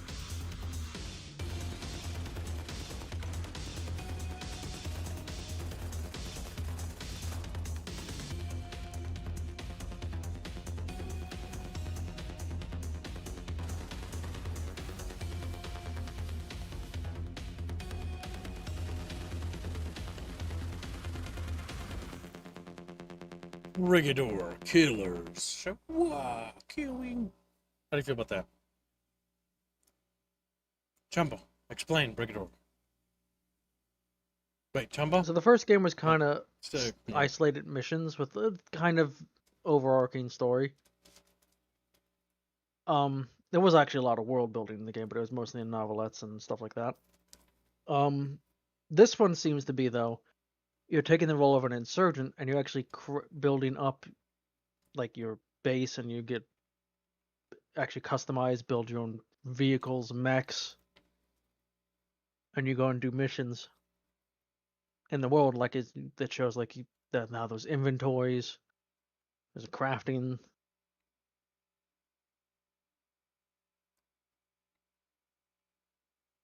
Chumbo. What? That's it? What? That's all you have to say? It's a completely different rebuild game now. It's the focus is entirely different than the first game, but with some of the same elements of you going and doing missions and taking on contracts. Yeah. What's good about it? Remember, I'm asking this What's for good chats. about it? Yeah. Like, Yes, it has a demo, Kibbs. yeah. I've seen as much as you've seen. God damn it! Trump, I thought you were bringing this up because you'd actually played it. Oh my god, the fucking hat. No, I brought it up because it just came out with a demo. That's very much placeholder, I hope. Marniaso border secure. That has to be placeholder art. Like the demo literally just came out. That's special. But yeah, it looks interesting. I mean, if you know anything about Brigador, it's basically like edgy. Not edgy. It's not, is it edgy? It might be actually edgy when I think about it. It's a little dystopian future punk. Like war crimey, blah blah blah. You know, your usual bullshit, right? Pretty bog standard nowadays, actually. But yeah, it's got the cool thing about Brigador that sets it apart is the vehicles, the destruction, and the art style, and the just wackiness of it all. It very much feels like a retro game made in a modern era. And that's what makes Brigadors have this special vibe, because it has this old-timey feel to it. It looks like something you'd expect to see from, the, early 2000s to late 90s. And that is actually a good hallmark, in my opinion, not a bad at all. Like, that's what makes it special. Yeah, the original Brigador was, you just controlled the vehicle and you ran around, did stuff. There was all kinds of vehicles you could get, but yeah. It was Here it looks like they're expanding it and they're focusing it on a more smaller scale this time around.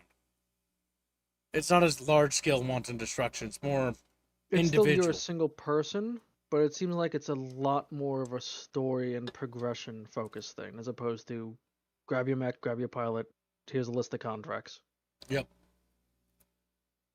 Which there was kind of an overarching story, at least when I played it there was. But most of the world building stuff was done through unlocking like lore bits, dossiers, and like there was an entire little novel written in the setting, which is a fun setting.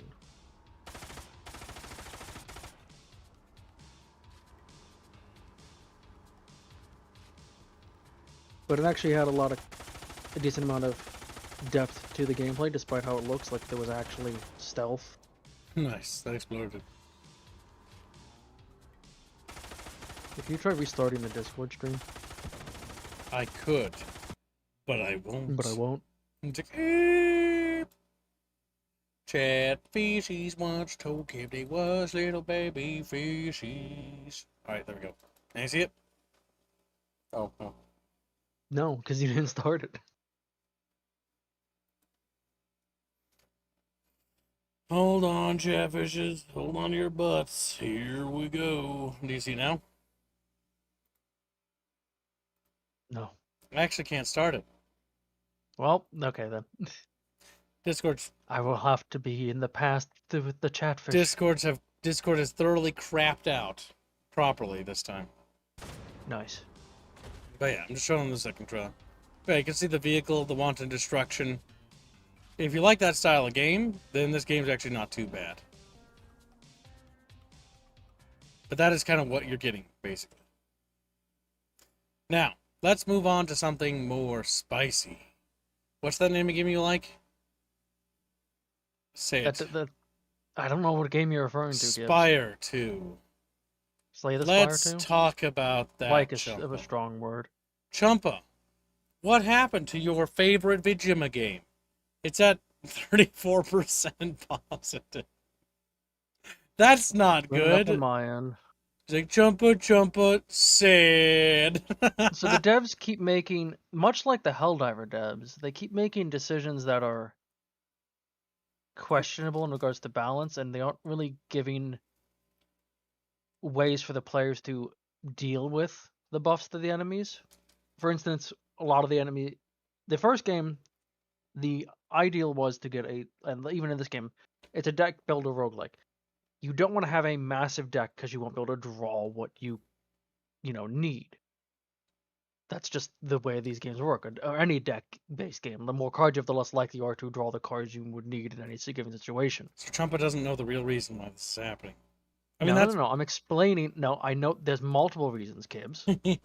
One of the reasons is Anita Sarkeesian and the woke things that, like, they proudly announced that they had consulting from them. It's like, why? I don't see how that even affected the game at all, honestly. Because it breaks trust. it does break trust, but also I don't see how it affected the game, like story or anything wise, because there's nothing there. Oh, I get you. But the other thing, the main crux of it, is the balancing changes, because Bar 2, almost all of the enemies have abilities or status effects that will add cards to your deck. Ugh. Which means your deck gets bloated with cards the longer the fight goes on. The game is entirely just a DPS base. You have to kill the enemy in a couple turns or you lose.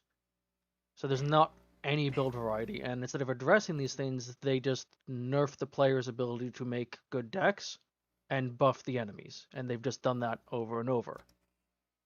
Now, I will also point out that English reviews is still very positive.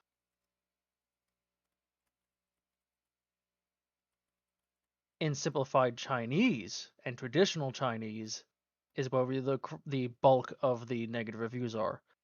And it is because they are heavily nerfed and basically are trying to make it impossible to make infinite loop decks, which is kind of the bread and butter of the first game. Now, the English reviews are about Nina Sarkeesian, but the vast bulk of the negative reviews, especially in non-English, is the balancing stuff they've been doing.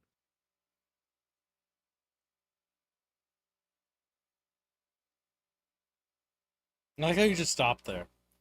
Like, is that did that really like impact you that specific problem? What? What? That's the two reasons for the negative reviews, Kibbs. Oh, okay. That's it. The balancing changes and the Anita Sarkeesian, which the Anita Sarkeesian thing It's is still just important, it's mind you. important, but it's also not the crux of the issue with the game. Yes, it's basically like the icing on the shit cake, basically. It's like, okay, because like she's would be writing and the story and the characters. I highly doubt, or if she has, and I've never heard of her having any actual mechanical, like gameplay mechanic influence.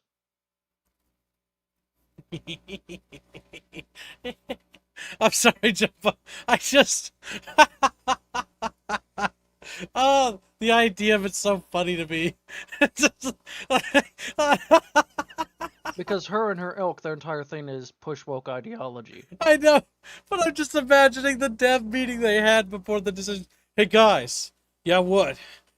So like, want to kill ourselves? Yeah. Yeah, you know what? Why not? So how are we gonna Yeah, so how are we gonna do Me it? and Mamu Let's get played a good bit. let's get Mamu Anita actually played more than Sarkeesian. me.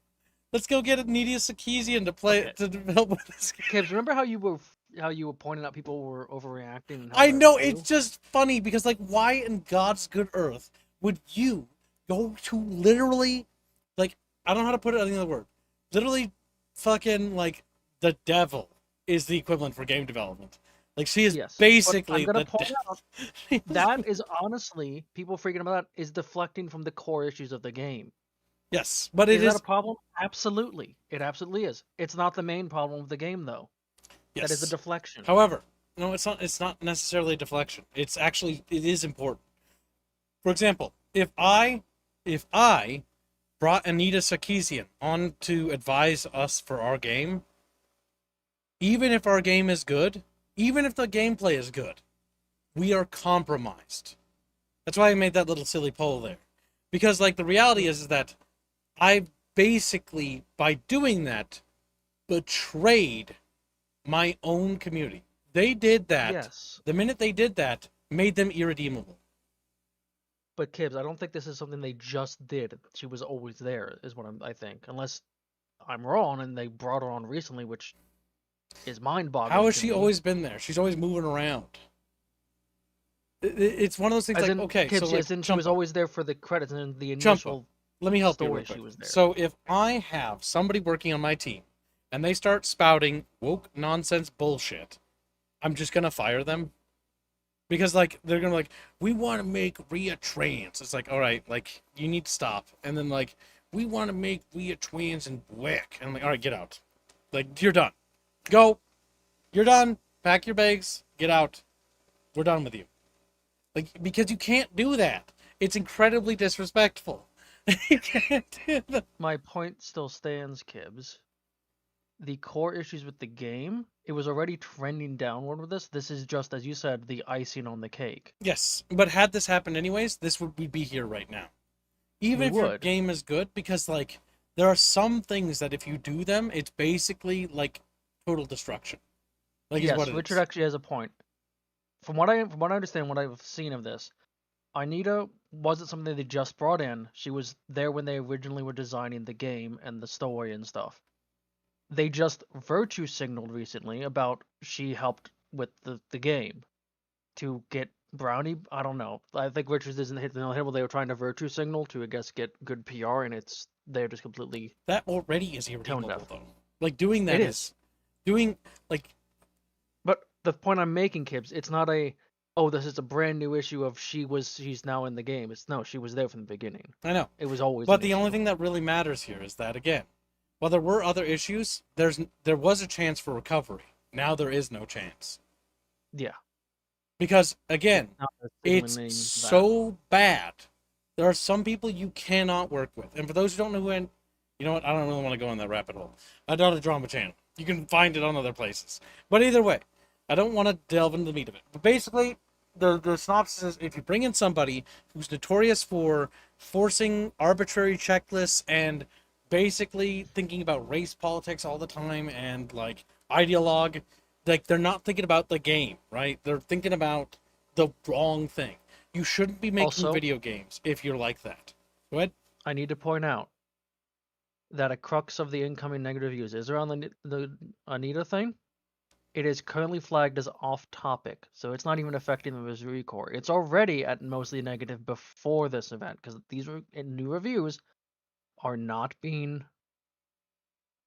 attributed to the current score, so it would be even lower. Mm-hmm. Yep, it probably would be.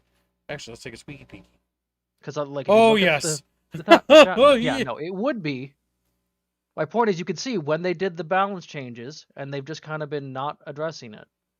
Was way back ago, and they've still not been really addressing it because it's been kind of even on negative and positive, and then this just dropped where they basically made that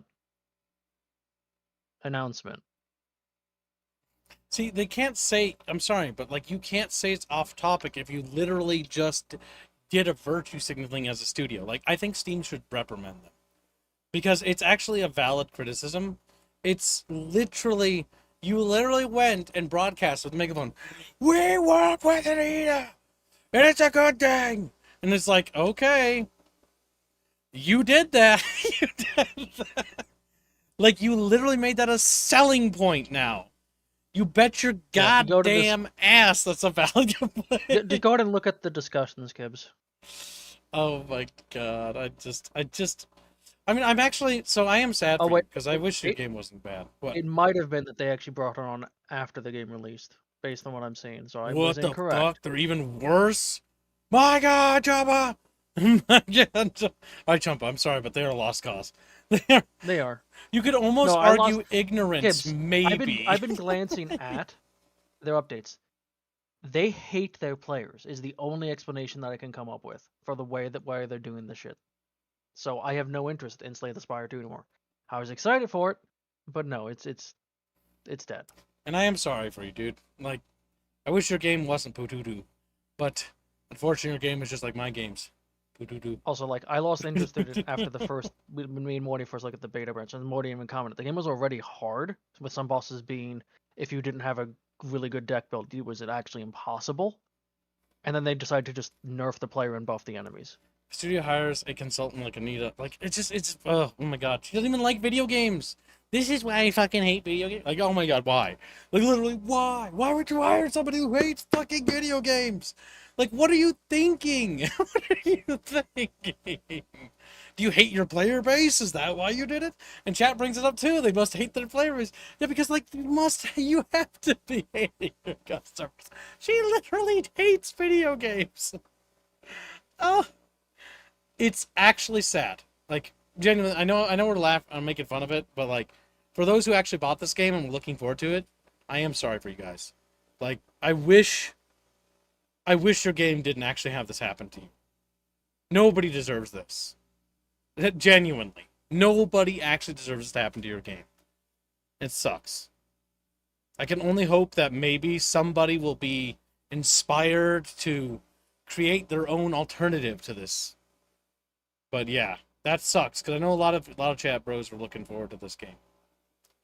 It boggles me mind how anybody could literally be like at the dev meeting, like, guys, should we kill ourselves today? Like, yeah, you know what? Let's choose how we do it. Let's choose slow and agonizingly painful. All right, that's a good idea. I like that one. Slow and agonizing painful. I want to have to fire you all one at a time, slowly as we have to downsize until we cease to exist as a company. Yeah, that's awesome. Who are we going to choose first? Well, it's obviously Jeff. Jeff's like, oh, you know me. I gotta go. I gotta go. Like, it's just so dumb. It's funny. There's my favorite thing, I think, is the fact that I see somebody just saying it's funny. It is funny, in a way, but it's also kind of sad. Gamergate was a harassment campaign. See, the issue is that I did research on this, and anyone who does actually knows the truth. I missed out on that whole thing, by the way. When that was happening, I was too busy in my own little bubble, in my own little world, doing my own stuff. So when Gamergate happened and all that bad stuff happened, I was wondering why games started to suck all of a sudden. And I was sitting there kind of oblivious, like, what the fuck? Why is everything kind of ass all of a sudden? Like, we used to have so many good games. Now it's like trash, trash, dumpster fire, trash, dumpster fire, trash. And like, turns out there was actually some shit going down. Hold on a sec, is that true? Did they actually do this? Do what? I'm confirming for it. Okay. They did lock their FAQ and then the beta branch thing. They're fake. But I mean, seriously, unless you are a massive fanboy of the game, first game, and the second one isn't like mind blowing. I know, but it still sucks, Richard. In my opinion, It didn't really build on the first game too much. It added a little, but yeah. I know, but nobody deserves to have that happen. Nobody deserves Halo 4. Nobody deserves Command and Conquer 4 Twilight. We deserve, like, no one should have to experience that. I've experienced it like several times now, actually probably over a dozen, probably over like 20 at this point, but yeah, no one deserves to have that happen to you. You genuinely don't. There's no reason. Fuck the developers for doing that to you. You deserved better. Like, genuinely, I'm actually just mauling over it. Because, like, all my life, I've spent wanting people to like the Kip stuff, right? And these guys have something where there's like, they have somebody who likes their stuff. They've got fans for their thing. And what do they do with all the goodwill? They just piss it all away. Oh my god.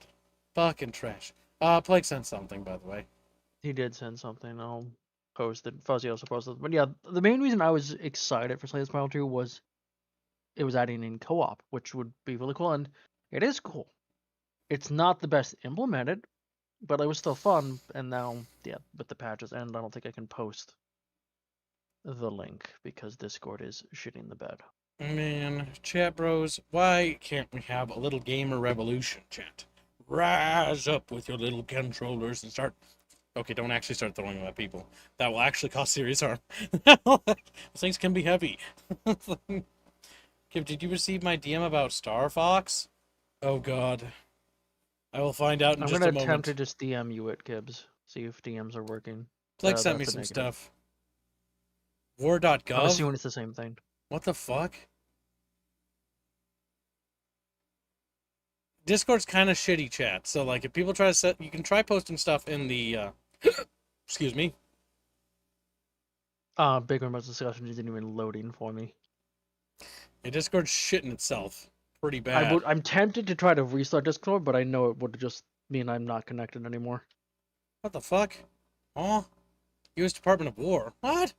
This isn't a video game. No, that has nothing to do with Gibbs. This isn't No, a nothing to do video with game. It's just the government has nothing to do with video games.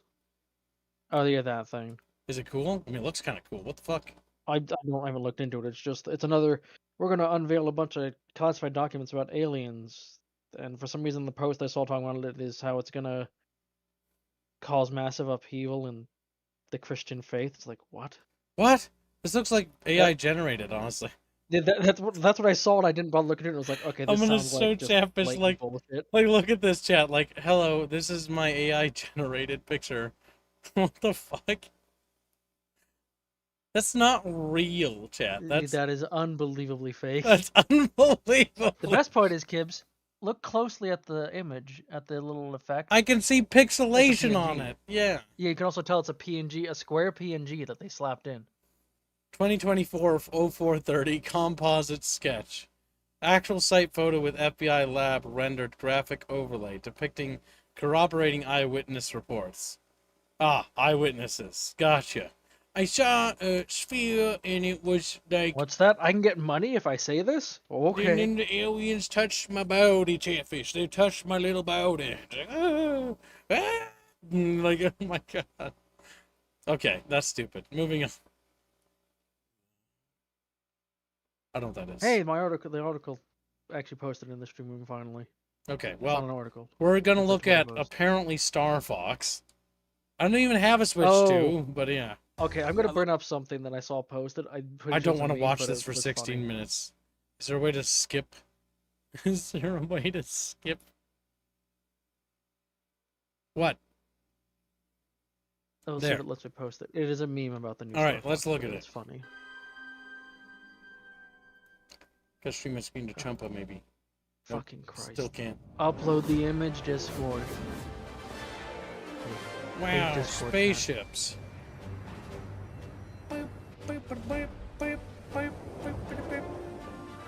What the fuck is?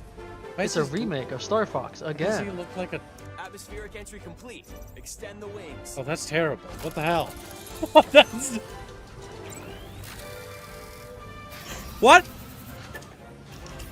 That's some. Okay. I mean, didn't they have a stylization to it? This is a bit weird now. Now it's hyper realistic Sound off, team. graphics. I think going for. Slippy here. Oh, that's so uncanny. This is Peppy. All systems go. Sadness, I can't post Falco the here. image. G-diffuser seems fine. Let's go already. What the fuck? Enemy targets up ahead. I guess Rock and roll. the only thing I can think of is they're trying to be like the original, because if I remember right, the original looks awful. Like the original It's a box remake art of the is first one. actually terrible.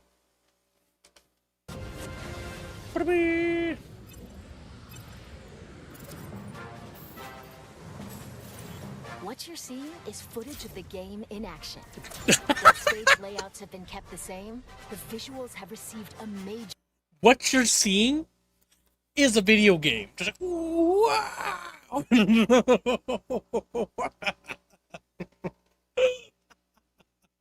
I know. It's saying that, but like it's one of those things. Like it just sounds. Chatfish. What you're seeing is a YouTube stream. It's like, what? Freaking out. Oh my God. upgrade. That was just funny. Slippy, stay in Maybe formation. Discord mobile Banter will be between better. characters is also back. Now you've done it, Slippy. It's Put me not. on your tail. Cover me while I fine-tune my sensors. Oh, you got him? Thanks, Fox. Slippy always We dies. need your help, Star Fox. Hey there, General. You seem a little on edge. But as it happens, my team's This available. That looks so on the uncanny spectrum. Like, they went for, like, the realism thing, and it reminds me, maybe that's what they're going for, but it looks like it's the cover art of the old Super Nintendo game. I have it somewhere. I never played it. It belonged to somebody in my family, I think. Let's see. Did you post a picture of it? No, Gibbs, I can't upload any images. Okay, I'll go get it. Hold on, Google. Google Star Someone Fox. posted a meme about this new game, and I wanted to share it, but I can't. I can't. Oh my god, it's so bad. I mean, I could link to where it's posted. It's in the slums, though. Chatfishes, look at my screen, Chatfishes! They can hint. Look at that. That, like...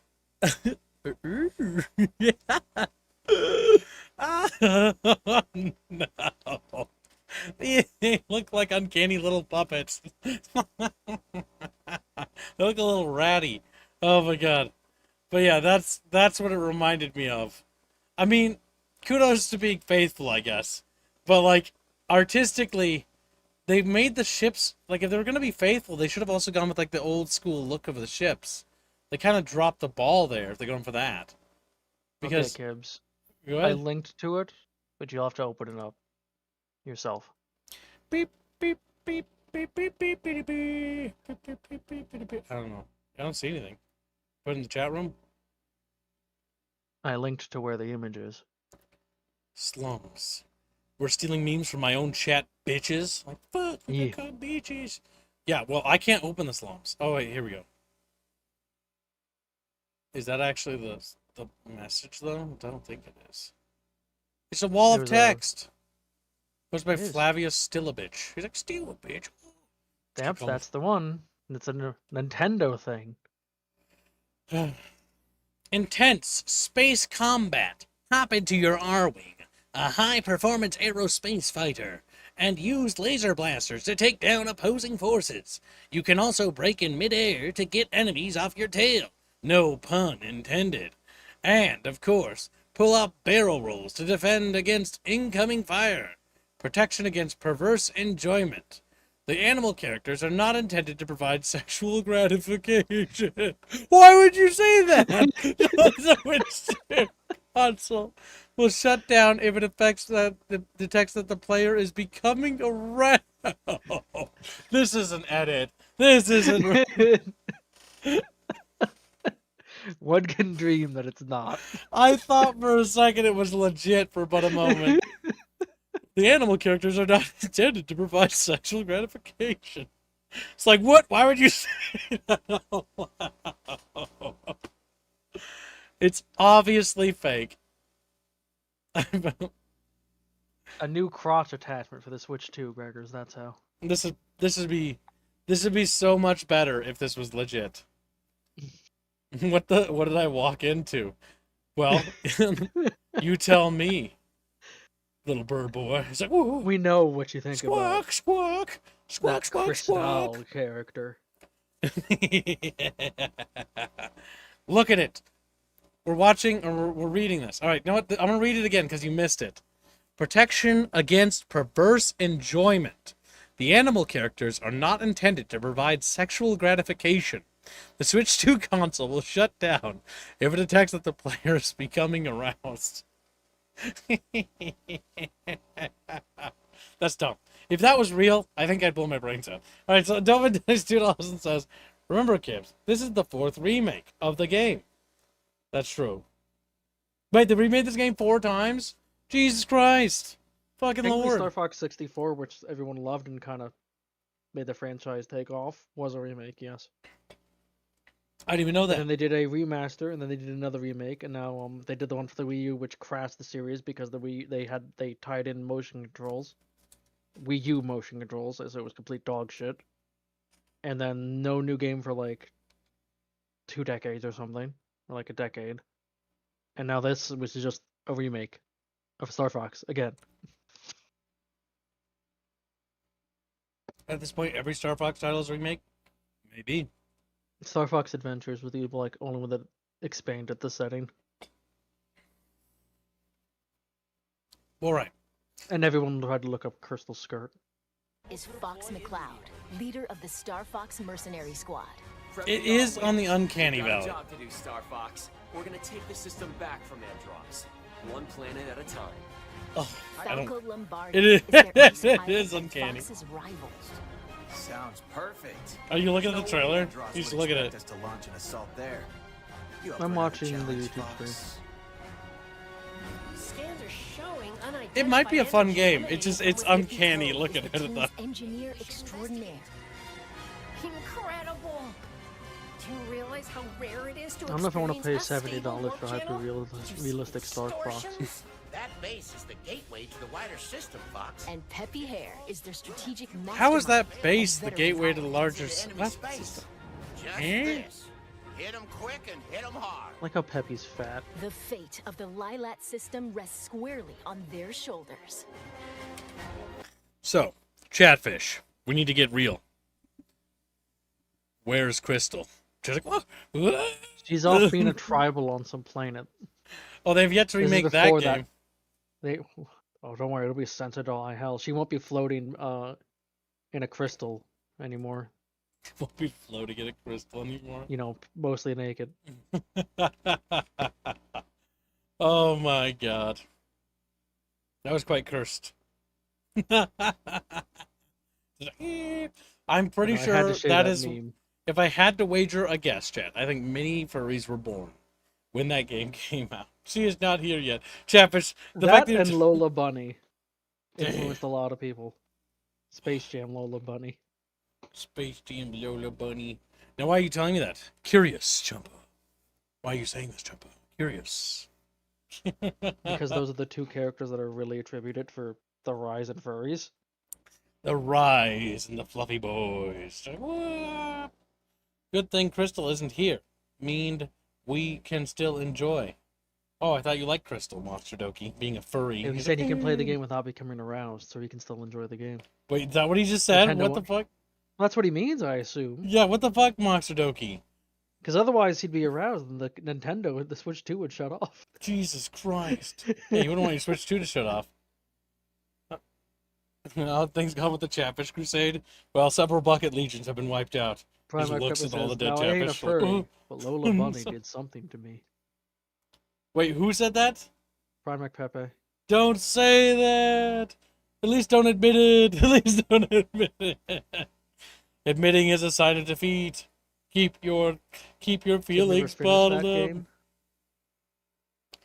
All right, next up we have is Snowbreak Containment Zone is getting review bombed.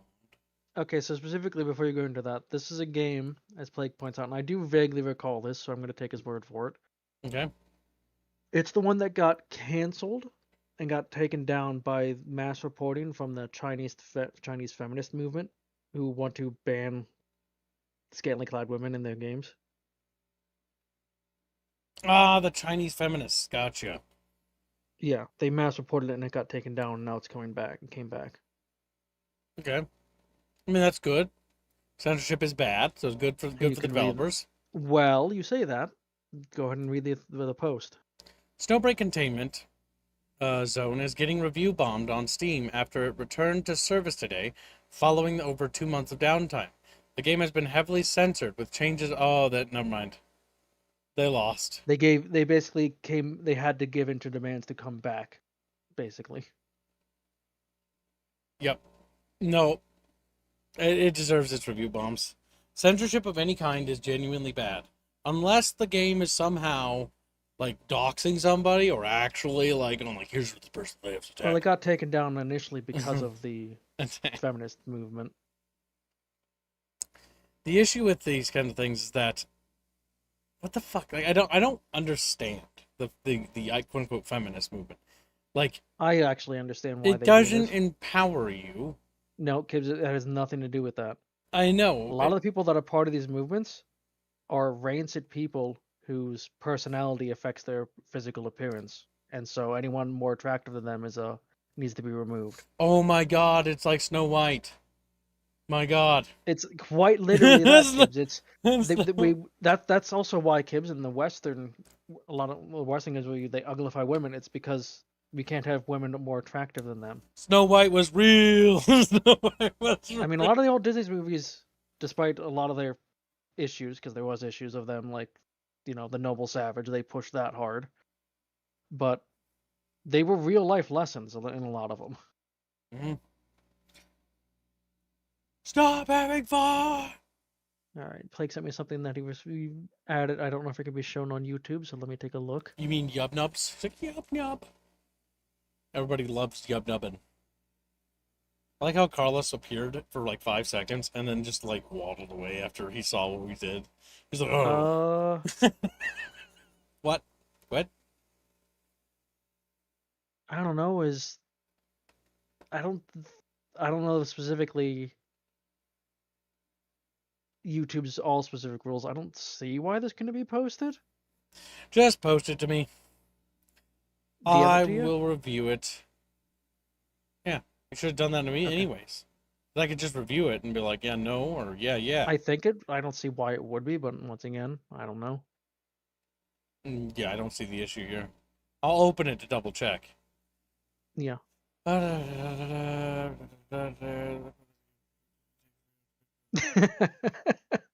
looks dumb. Mom who says, "Ah, yes, the noble savage. My family might have colonized a few at some point." Jesus fucking Christ, Jason Chatfish. Mom who's just brown woman. All right, chat. Let's take a look. What do we got here, chat bros? Chapo. Let's see. So But keep in mind, this is a safe horny game. what? This is one of those woke games, Gibbs, that its sexual depictions are okay in. We looked at this game and it looked like rancid. I don't remember. So Mixtape has a scene right at the beginning of the game where two teenagers French kiss, and you control their tongues. You can get an X-ray shot of the mouths. That's just gross. I I've put been game sent in a quotes video clip of it. because it takes 3 hours to beat, and it's 90% cutscenes. Yeah, I don't want to play this. If you look at the images, then yeah. IGN's like fucking masterpiece. Jesus Christ. But the point is, it's lesbian French kissing. That's a-okay because it's teenagers doing it, and yeah. Wait, teenagers, children? They Teenagers literally and said children. 2 teens, Gibbs. That's, like I said, it's a woke game. That's repulsive. What the fuck? It is. That's also apparently the scene. You control the tongue. That's It's also an inside view of the rancid. mouths. It is. But that's okay to these groups. That's empowering or something. Empowering certainly is not the verbiage I would use. But yeah, that's just friggin' gross. Icky wicky Chatfish. That what? Now on to more fuzzy related news. He posted something That little fuzz fuck. What'd he post? business related. Business post. Oh boy. Here we go. Where is it? Where's the post? It's above the one I just posted. Ah. Marathon. I don't care, but we'll read it. I don't care. I just don't really care about Marathon. Like, it's meh. Sony reports a $765 million impairment loss due to underperformance of Marathon developer Bungie. Oh, I guess maybe it is doing bad after all, Chatfishes. But we were told it had millions of players or Sony downloads or whatever. has reported a $765 million fucking impairment loss in dollars due to It's amazing. underperformance. Has not learned from Concord. Holy They shit. just keep making new Concords. Jesus Christ. Dude, chat, if I got $765 million, I would not keep a cent of it for myself. I'd invest every single cent into my game. And the game you guys would get would be like amazing. And it would be so You good. could hire me then. I could actually hire Chumpa. That's true. Fuck, we'd make so much progress. $765 million? Baby, we're all going full time. Finally. Oh my god. This is just awful. I just salivate because I see $765 million for development. I'm like, oh my god. You don't have any I'm gonna idea what you misread could do with Roach that? Andy Mamu, but I want to repeat what you already said. It says, remember all the people saying who cares about player numbers? I remember. I Yeah, remember. all the game journalists ranting about, like, oh, people who bring up that are just, or ists and phobes. It's like, okay. You're a bigot for talking about the fact that For caring about small. player numbers. That's just, you're trying to get the game to fail. It doesn't matter. It doesn't matter how many players So it has. It guys, won't what affect I'm the hearing performance. is Concord 3, am I right? She's like, yeah, and then like a little guitar riff plays in the background. And then I snap open a beer. Concord 3, this is like 6, Gibbs. Whatever. Remember, there's that Relooted game, there's that Swamp game, there's Oh my that... god, the swamp game. The worst part about the swamp game when I saw the trailers were, I'm like, you know what? I'm gonna give it the benefit of the doubt. Mechanically, it seemed terrible. No, I played it. It was not very good. Okay, so mechanically, Not very good. Like, I tried to be. I give it the benefit of the doubt because I'm like, okay, let's try giving this game the benefit of the doubt and see how it is. And we tried the swamp game, and it fucking sucked. I tried. It's a shame Kibbs missed out on Relooted.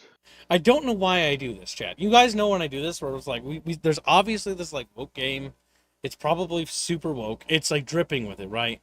And I'm like, all right, close my eyes, and I'm like, let's go into this with a positive mindset. See if there's anything we can learn from this. And every time, it's the exact same thing. This sucks. This is a waste of Oh, time. do we have to keep teaching you the same lesson, old man? Because a part of me believes that through sheer statistical probability, something has to be at least okay. But it never is. Like, Avowed was the closest thing. Avowed was the closest thing. It's just okay. And is okay worth $70? No. Is okay even worth $40? No. Fuck no. Okay isn't worth $40 either.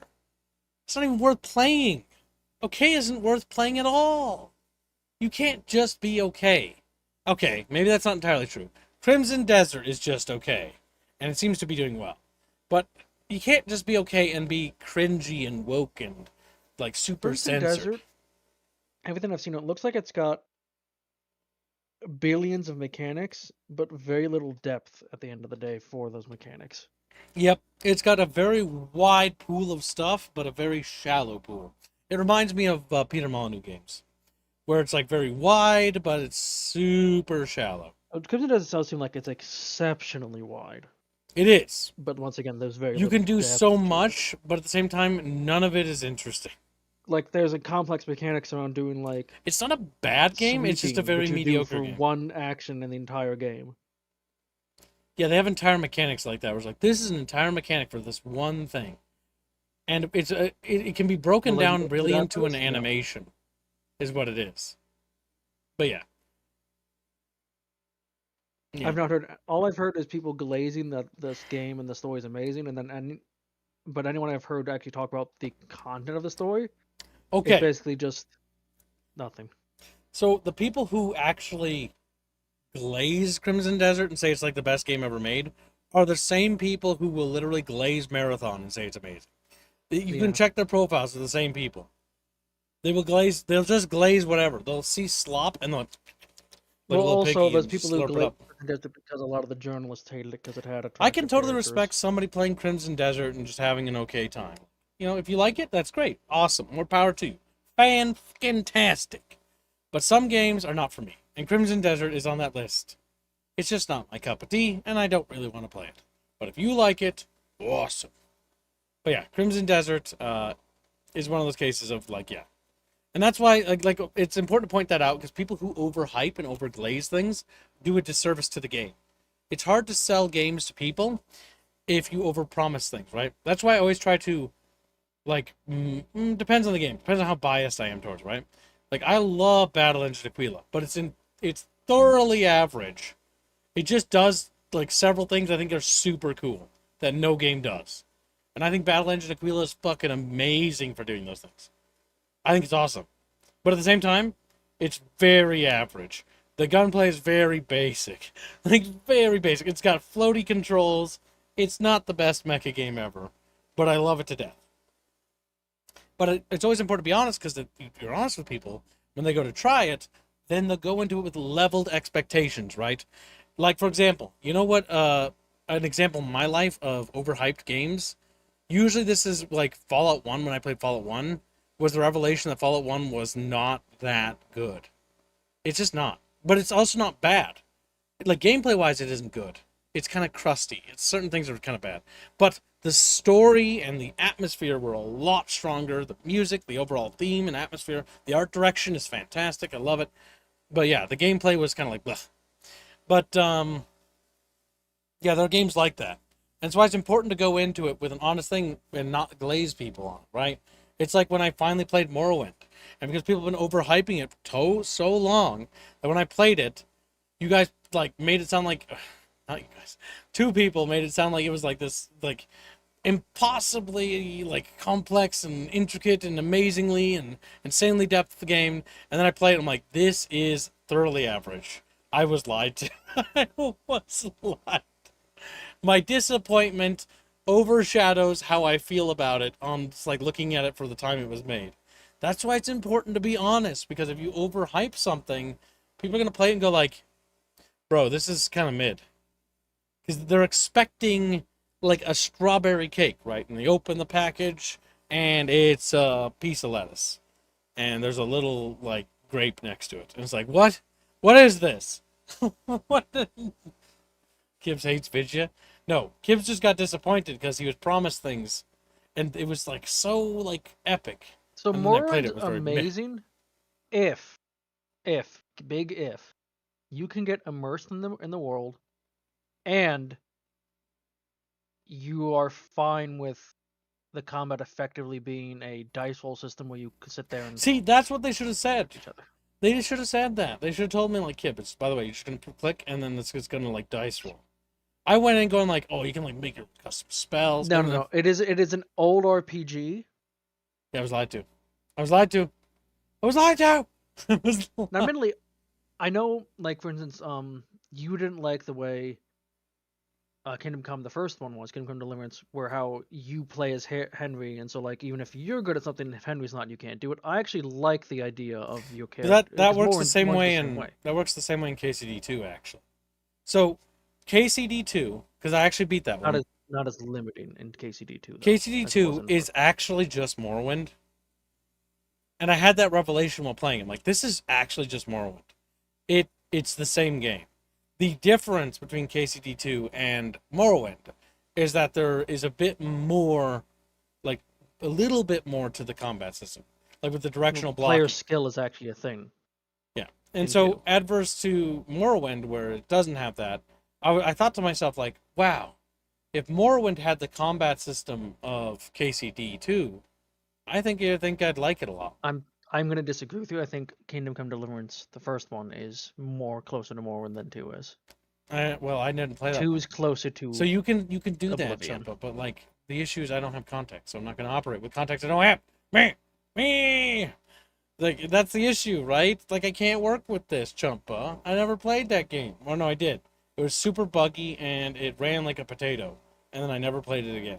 Fuck, it ran so poorly. Maybe they optimized Like, it one the day. first game, literally, like, all of the game's mechanics are tied to, does Henry know this? Okay, like, it's even like, okay, logically I could block, I could swing. Well, because Henry doesn't know how to swing or block well, it's gonna be complete dog shit. Like, even though you know how, like, you could logically do it, like, you're just gonna get your ass handed to you. Same with, like, firing a bow. Henry, when you start off, can't even shoot. Yeah, that's the kind of bow how right. KCD2 works, too. It's significantly less than it was in the first game. Well, probably, but I don't, like, it's like, you know what this is? You know what you made the mistake of? Semantics. That's a semantics thing. It's like, it's a niggling little tiny difference. No. Player skill is a lot more important in 2 than it was in the first game. Yeah, but again, it doesn't matter. Like, none of this matters. This conversation is pointless. So moving on. There's 2 slop easy ways to get a YouTube audience glazing or hating. What? What are you talking about? I think a lot of the glazing is just yub numbers pandering to fanboys. Yeah, probably. I mean, to be honest, if I just never say my opinion on anything and just say whatever's popular, I could become incredibly popular. If I glaze games and become disingenuous, I could do that. But I can't. I'm really bad at lying, because every time I ever tried to do it in life as a kid, it backfired. It blew up in my face, and so I learned my goddamn lesson. And B, I just can't do it because I don't know. I got a bit of a conscience. It's unfortunate, really. And like, if I do something bad, I feel bad, and so then I like can't sleep or think or eat properly, and it kind of affects me negatively in a bunch of ways. And so I just like, I learned as a little kid to just, okay, maybe I should stop lying. So it doesn't feel good. Like, the one time Kip did something really bad, right? I threw away my homework. I know, you're probably thinking it's basic bitch, but I felt so bad about it. And then when I got caught, I was like so defeated. I was like, it's over. And then so, Kip life ended today. Kip life. And that was like second grade. Fuck. That was dumb.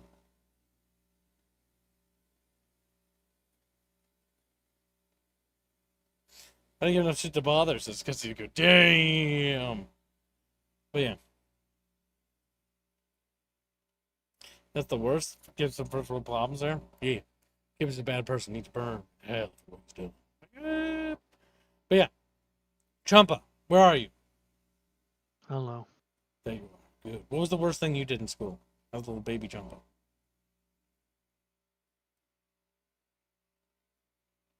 I don't know. I don't know. He's fucking killed people, Chad. He's like, there's a little dead dude under like a. I remember getting stabbed a lot with a pencil. Nice. That's something that was done to me. See, I did that in self-defense. Somebody cornered me once, and then I grabbed their leg and started stabbing it. And I told them to stop. And then I felt bad. And then I know it's gonna sound stupid, but I was like super little, but I cried afterwards because I felt bad about it. I cried. And I didn't get hurt. I just stabbed his leg, and he was like bleeding. I but was drew mostly blood, and I just felt ignored so by everyone bad. and ignored everyone in return. Except for people were, except for the few times I was attacked for no reason. Hello, Carlos. Oh. Carlos, how many kids did you stab in school? How does it make you feel that Nintendo will shut down your console if you become aroused at the Star Fox characters? Oh, I never intended to buy it. Too bad, you're gonna buy it now. He's like, oh! No. We'll have an aroused meter, and we'll watch it like skyrocket, and like, as soon as a bird appears, Carlos, it's just a fucking pigeon, dude. What the fuck? It's just a bird. He's like, chickens, my favorite. Look at the breasts on that one. I'm so funny. If you... Carlos is having a hard time now. He's like, what the fuck? No. The overlay's broken. By the way, if you didn't notice, Discord's shitting itself right now. Oh yeah, I noticed. It's beautiful. You can't send pictures. You can't join good chunk of voice calls and stuff like that. Apparently. Discord technically is dead right now. We're fixing it. In 40 minutes now. Yeah. Taking the sweet friggin' time. Oh yeah. We haven't done our job. Let's take a moment to do a little bit of self-promotion. To remind Chatfish all the things they can do. See, I would do those more, but you it's hard to get a word. I know, it's honestly my fault. Like, you are doing a good job because that's how we pay the bills. I apologize because I have a tendency to like rant. Carlos, who has a max tier bounty? This isn't gonna work. I know it because he doesn't know. He's just letting look at you and be like, I don't know what that even means. Huh? He doesn't even know what that means. That's right, Carlos. Trusty and Commissar Czar. I'm so glad you guessed that correctly out of all the hundreds of Chatfish to choose from. You chose the two right ones. Good job. Good job. Oh, one day we're gonna show you how the sheet works, and then you're gonna be sad. It's really I goddamn easy. Honestly, it's kind of Unfortunately, depressing he kids might can't have a use it. valid excuse though, because he is dyslexic though. No, yeah. that actually Yeah. it doesn't matter. It doesn't No, matter. His does no, it doesn't. His dyslexia wouldn't Okay, affect when we it. do the numbers and he gets them wrong, then you can be mad at him. Or no, you can be mad at each other, but you're not gonna be I mad have at me. full confidence Carlos could easily make use of the sheet. Because he's I better than Mamu you. says, now Rapier knows how I Wow. feel when other guests try to interrupt me during the pitch. Yeah. Because part of being a content creator is you have to make muns, right? In order to feed stuff. In order to feed our team, aka feed Carlittle, we have to raise money. And how do we do that? Bread food's We have to expensive. pitch stuff. And it's always cancer. It's like my least favorite thing to do because I hate myself. And anytime I have to like sell stuff, I hate myself a little bit more. I'm like, God, that sounds so stupid. It's like, hey, chat, you want to buy a chatfish? They're $30 a pop. Like, fuck, it's gonna blow my brains out. Every time I say it, every time. But we have For to do it! reference, Chatfish. Albine and Alu each have 2 Chatfish slots open, and Albine has 2 Fancy Fish, while Alu has 1. Which means if you order any of those, they go right into production. No waiting. Good night, Jano. Take care, Jan. Be a good little chatfish. Fall into your little bucket. No, Jano. Now, continue to shill stuff while I grab the next article. You have time. Take that time. Use that time correctly. I won't. So, Chatfish. Pondazan have started the Subnautica 2 fund, if you want to help him out with that. There's also the Conan Exiles fund, which we will be doing potentially community stuff in. So, Ooh. if you want to go down the thumbnail for that, you have time. You have till the end of next week.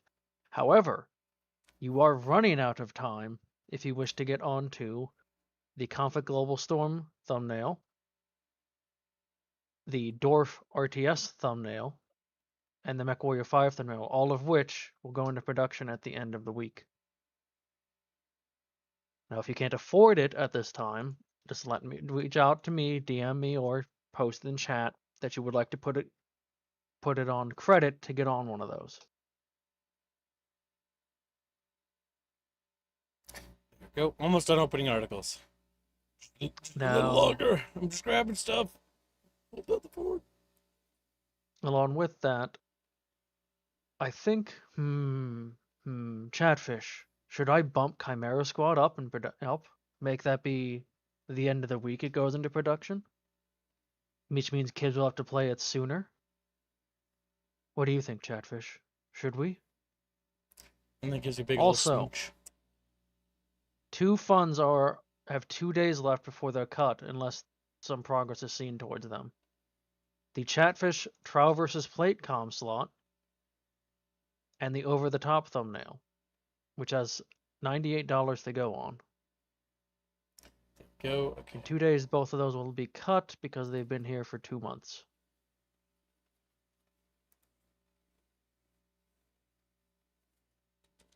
So there's time to save those, Chatfish. Oh yeah, Carlos hasn't seen these. I'll show him that too. Well, you still won't be able to because you can. Oh, not that's stream to right. Discord. You won't be able. Discord's But there's some cool stuff being a bit funny. upcoming. There's that, and then there's this. I'm gonna have to open up the stream again. They are scalping the Magic the Gathering Hobbit set at GameStop. Of course. Any doing trading what? card game gets scalped to hell. Oh Magic the yeah. Gathering did Lord of the Rings and like Hobbit crossover events. On Lord of the Rings, they made Aragorn black in, and they decided to wokeify a lot of the cards. I'm sure Tolkien would have loved that. I'm sure Tolkien would have. Wow. Oh, Metallica gets a membership and says, "Oh, the top." He hits. It's Jakub, or Jacob. Don't say Yakub. Oh, yeah, his name might be Why Yakub. not? Don't worry about it. Don't worry about it. Now, Why not? Keep his innocent mind safe. Metallic Chair, you are 20 away. No. Let me double check before I. Oops. Nope, Okay. you already have a bucket fish on it. I have all the articles open. You could buy someone else a pocket fish on that for $20. Chef starts screaming, Yahoo! And thank you for your generous donation. We very much appreciate it, Metallic Chair. $42 towards today's goal. So, I've got some new information, Chatfishes. Nintendo are increasing. Now, I don't know if many of you care about this, by the way, but I know some of you like Nintendo stuff. Nintendo are increasing Switch 2 prices starting September 1st worldwide and May 25 in Japan, 25th, from $449 to $500. And then and other things are going up too. This might be reflective of the AI bubble thing when it comes to like the hardware stuff. If I had to wager a guess. Oh, hey, look! The little guest star avatars are working now. Maybe the YouTube API is functioning again. Let's try. Streaming my screen. Can you see? Is it working? Let's see. I'm gonna check. Give me a sec. Yes, I see it. The Chatfish. Oh no! Anyways. I figured I'd mention it in case some Chatfishes were interested. Next up we have is something that I personally, please for the God don't make loud noise at me, that I don't personally care too much about, but some of you guys really like card games. Pal World is actually getting an official card game.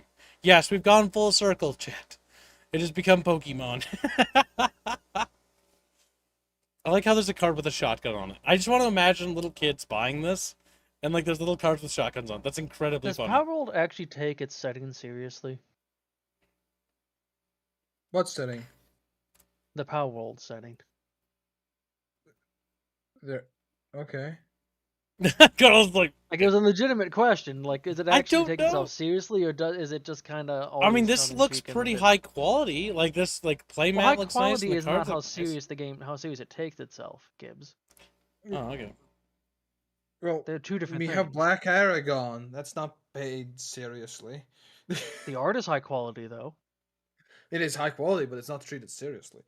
Yes, that's actually a good example. Like Pal World, I don't know much about the game settings besides that it's Pokemon-esque, but now there's guns and like I know there's something tongue-in-cheek with descriptions for the pals. So I'm just legitimately curious, how serious does it take itself, or is it kind of just fast and loose with its own setting? I honestly couldn't tell you. I don't know, chat. Does anybody here know that? Does anybody in the audience know that? I don't even know if the developers know that. That's kind of one of those questions where, like, the only way you'd know is if you talk to them directly. Do you take your guys seriously? Well, you can tell in game if the game takes itself seriously, Gibbs. I think it's a little tongue-in-cheek, is how I always felt. Yeah, that's what I think.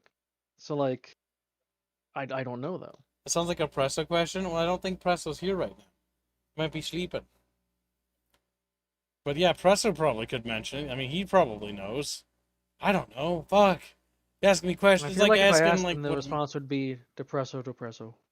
He might. I don't know. And then he'd post an image of the Depresso, like, face down in a puddle of water. Dead. It's like, okay. That was a conversation. But yeah, so for card game enjoyers, How World's getting a card game. I thought it was funny because I just couldn't believe the fact that, you know, it was inspired by Pokemon, and now we've come full circle, and now it's become a card game itself. In before they get a Game Boy game. I'm just kidding. Wait, no, Game Boys don't exist anymore. Oh my god.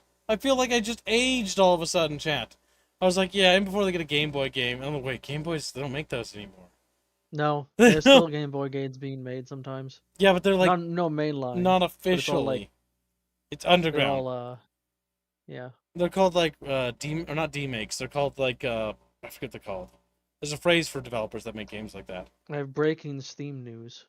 What? What's happening? From a dough girl. I posted it. Because Discord has decided it's no longer shitting the bed. Well, that's good. Let's see what's happening on Steam. I gotta cover my screen because I don't know if that's gonna dock some chat bitches. Like, cheap bitches. You know, Chatfish love being called bitches. They told me that by, That's a good point, Blake. Never Game Boys saying don't that. exist anymore. Yeah, Gibbs, it's called Game Boy Advance now. Oh, we've got some big breaking news with Steam! Steam To fight controller. scalpers. Reservation opens May 8th. How to reserve yours and what we're doing to mitigate the challenges from earlier in the week. Steam controller launched on May the 4th, And while we were happy to see such high levels of interest, the experience for a lot of you trying to buy it was incredibly frustrating.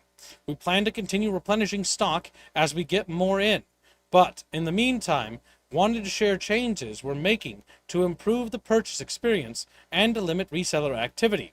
Beginning May 8th at 10 a.m. Pacific, we're opening a reservation queue for Steam Controller.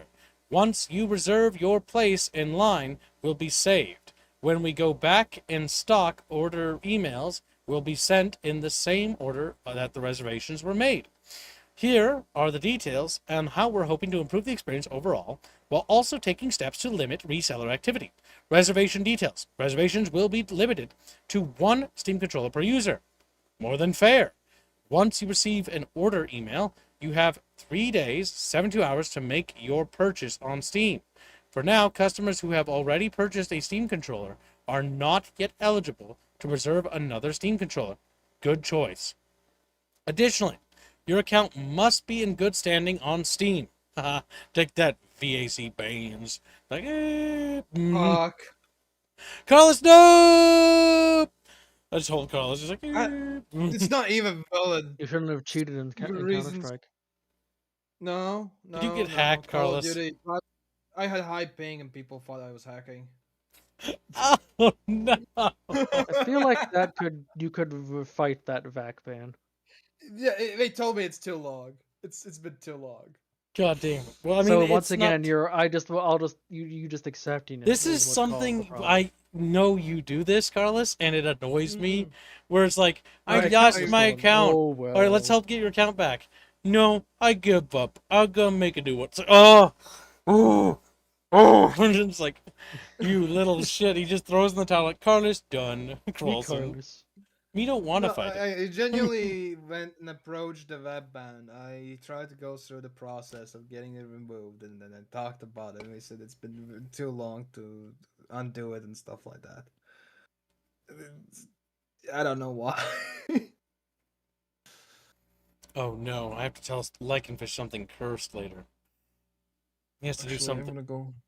You're gonna leave? No, you don't. You're a slave now. No. I'm gonna look at the web ban stuff. I'm whipping you with my imaginary whip. You gotta scream. Yeah. You know, like, my back! He's got little lashes on his back, you know, because I'm such a tyrant of a boss. I should be a tyrant of a boss. What am I doing? I'm doing something wrong. I need to abuse you all. Where's India? He's easy to abuse. He's easy to. He won't fight back. He told me he was gonna fix his sleep schedule, which means he probably fell asleep. Fucking liar is what that is. He's probably snoozing. All right, let's see. Oh yeah, I got sidetracked by my own little tangent. Additionally, your account must be good. Oh yeah, I don't know. That was Carlos right there. You must have made a purchase on Steam prior to April 27th, 2026. Replenishment inventory will vary from region to region. We will start fulfilling reservations next week in the United States, Canada, and United Kingdoms, European Union, and Australia. I assume that's what AU means. In the following weeks. Well, it seems like the Steam controller is good. I'm still going to kind of wait because I don't want to spend that kind of money on it. But if it doesn't have stick drift, then that would actually solve my biggest problem. All my controllers suffer from some form of stick drift, and it breaks me I think heart. that actually it's designed to not have stick drift. Like, It uses magnets. I think they did fix it. Yeah. That's how it's able to avoid that, if I remember right. How does it make you feel, Carlos? Feel like magnets? Yeah, maintenance is good. Makes things. If you can fix it up, it's better. What? What? No, with maintenance. If you can fix it and you begin to buy parts for it, can remove it. It's better than anything right now in the market right now. I said magnets, not maintenance. Uh, I know they sound similar, but magnets are a little different. magnets. Yeah. Magnets. Yeah, magnets are great. Those are great as well. Yeah, that's why the controller's not going to have stick drift, because it's got magnets inside of it. Magnets. That goes humble. Good. We grab another beer. Oh, God damn, he's getting drunk. All right, let's see. Fonda's donates 325 Danish kroners and says, put Granch on Subnautica 2. Hashtag House Davia. Hashtag Cooking with Kips. Thank you Davion is for closing the gap. your generous donation. I have to actually do Hardcore Subnautica 1 next week, as I need to actually stream that before we do Subnautica 2. Who knows? Maybe we can drag Carlos and Chumpa along for the Subnautica 2. What the hell? What do you mean, what the hell? You don't have to if you don't wanna. He's like, Kip, I know what you're doing.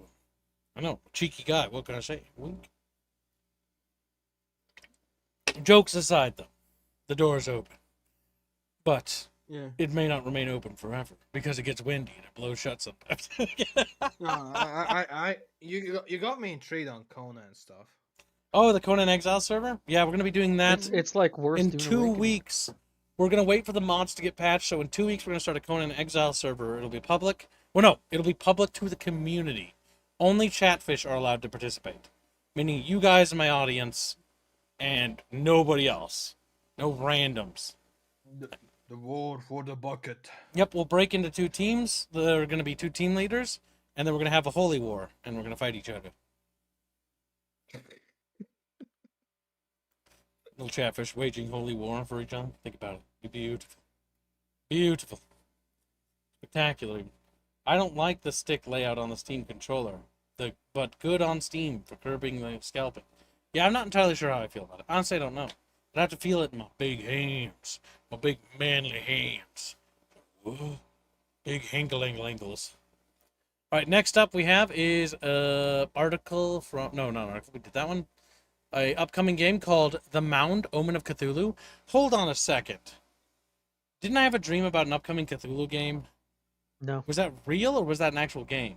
Is this That was that a dream. game? There's an upcoming Cthulhu third-person shooter game, I think. Is this it? Is that the game? Oh, that's loud. Oh, he's dead.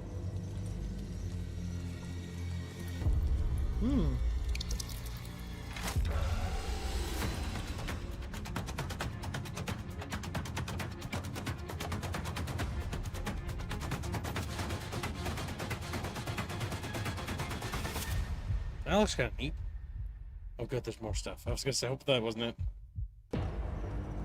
Hi guys, I am Edmundo Bordeu, art director at Ace Team. Today, we're excited to tell you more about The Mound, our upcoming title which is part of the great family of co-op horror games. More specifically, our game is about being somewhere you don't understand, with people you trust, trying to figure out the rules before the rules figure you out. Your job is to get deep in the jungle, find treasures, survive, and make it back to the safety of your galleon. Well, sort of conquistador-y, kinda.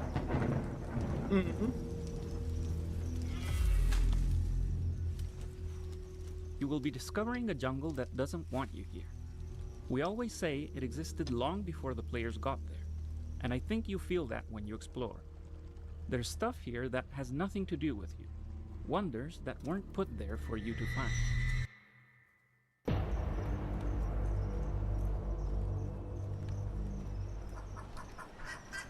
You will start on the shore, venturing out of the safety of the galleon in search of loot and treasures. Splitting can be a good strategy to cover more ground, especially when you're not yet deep into the cursed jungle, but you remain vulnerable to hostile encounters.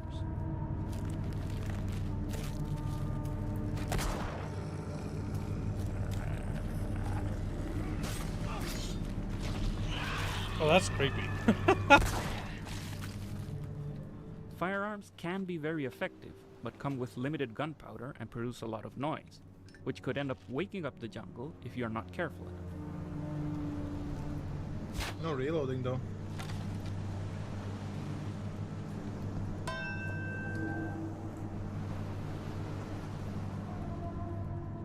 Base equipment for the expedition is given by the captain of the ship, and has to be split among the members of the team. He gives you gear, but you should not come back empty-handed. Gibbs just takes all the gear for himself. We haven't played it yet. Come on, patience. Damn. Patience. That was a weak lock. That was. That's a little guy. It's a Chatfish. It's a Chatfish. So it is an extraction As you venture shooter. deeper into the jungle, tension rises and sanity begins to slip. affecting both the atmosphere and your senses. One of our main goals with the Mound has been to design a system that creates true moments of doubt by playing with players' perception. The jungle has many ways to trick you, making cooperation more difficult, yet key to survival.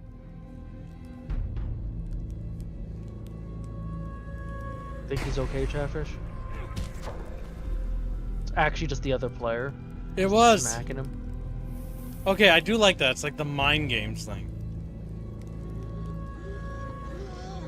This is gonna be hectic.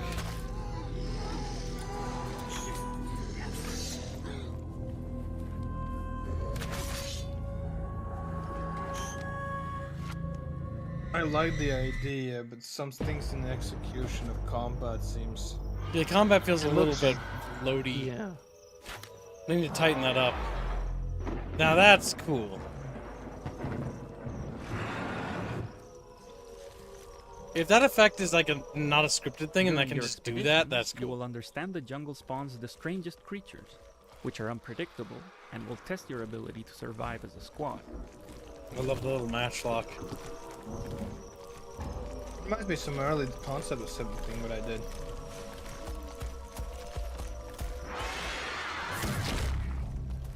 No. He just sort of fell over See, dead. it's not depicting the players communicating with each other and screaming. That's where the game's Combat like is not chaos is always gonna the come right in. answer. If your success lies in finding treasures, your own survival should remain your ultimate priority. Betray your friends. And when things are getting out of control, your only solution may be to run for your life, trying to make it back to the rowboat. The jungle is not forgiving when it is awake. Okay, so it's like a timer. So why not just burn down the jungle? Losing a friend may Jump with become that, B2s. inevitable, but you came for treasures after all. It's the wet season. That's gonna be hard to start a fire choppy. Napalm. We're gonna have Thank napalm. you for watching. We Romans hope you had it. enjoyed these new details and can't wait to show you more. Not the Spaniards. Follow us on our social media to stay tuned and avoid missing further updates and our upcoming demo.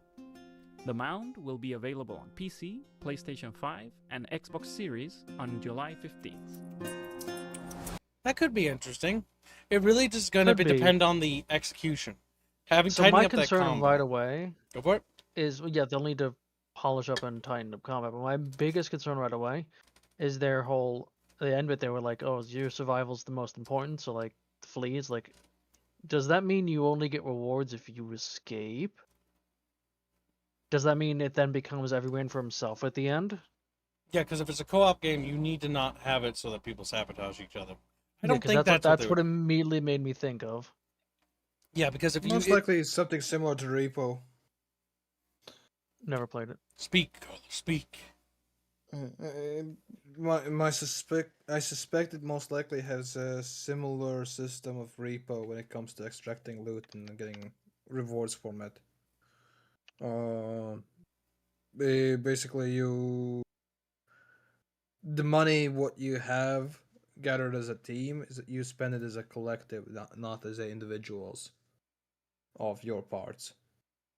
So you decide basically which part where the loot goes to whom and what.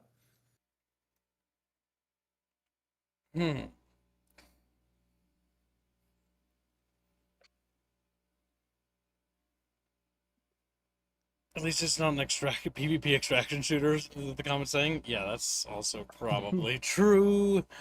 Yeah, I mean it's gonna be down to a couple things. Like it looked a little bit on the rough side, so we'll have to wait and see. But I wouldn't just outright dismiss it because you never dismiss a game outright at first glance unless it looks like it's truly terrible. Always give the game at least an opportunity to speak, because sometimes you'd be surprised in where a gem can actually shine. But if this game is potatoes, then don't. Oh, there's that trailer. Okay, good. This is gonna segue into the other one because I couldn't find this trailer earlier. Carlos, why did your avatar have barriers? Hmm? I'm not in. I don't know. I'm not entirely don't sure. know. I am really not sure as well. Why do you have teddy barriers? Whoever drew that, Indio. You asked. Under the bus he goes. Indio, because Don't worry. I really don't know. Chat, if we make the daily goal, I'll have Carlos's avatar updated to You can be become the bird. what it should be. Boy. And I'll make Indio draw it, and Carlos has to tell him how. Wow, Carlos gets to choose how his thing looks. Damn, I wish I got to. I specifically stated I needed to have the biggest breasts, but you know. He didn't. You were so picky. That's why you couldn't choose. Carlos wasn't picky, so he gets to choose. I was so picky. So I had he little gets- references to this character, motherfucker. Yeah, but you wanted to be like a established thing. You should know You how want I... it to be an established thing. Don't talk to me. Don't defend yourself. Don't fight back. All right, so the next game we have is from Game Trailers, which is somehow still around. They've been These- putting on a lot of. I know, they interesting used to have trailers. their own website. They're just a trailer thing. But yeah, so Sinking City 2, official gameplay reveal trailer. This is the other upcoming Call of Cthulhu game. And this has been in the makings for a while.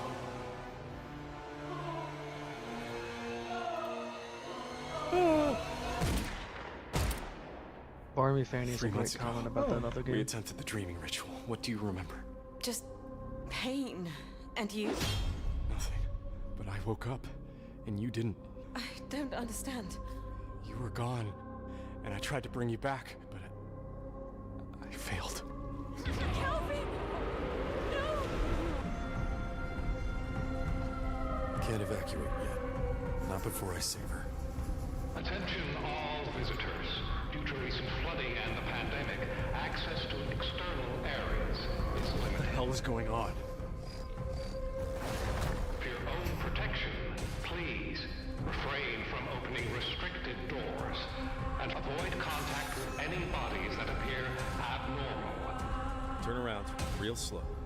Calvin, I assure you all is well. How are you? The worms only inhabit the dead.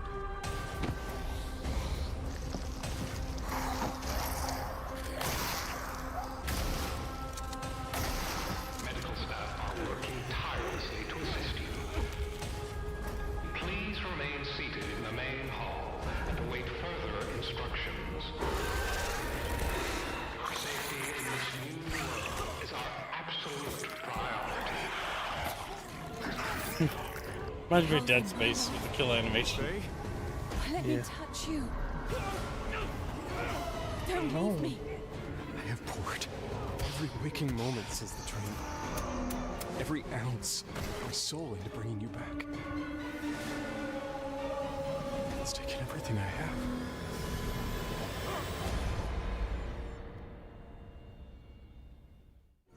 Sorry I'm late. Did you get it? Was there any trouble? I never get in trouble.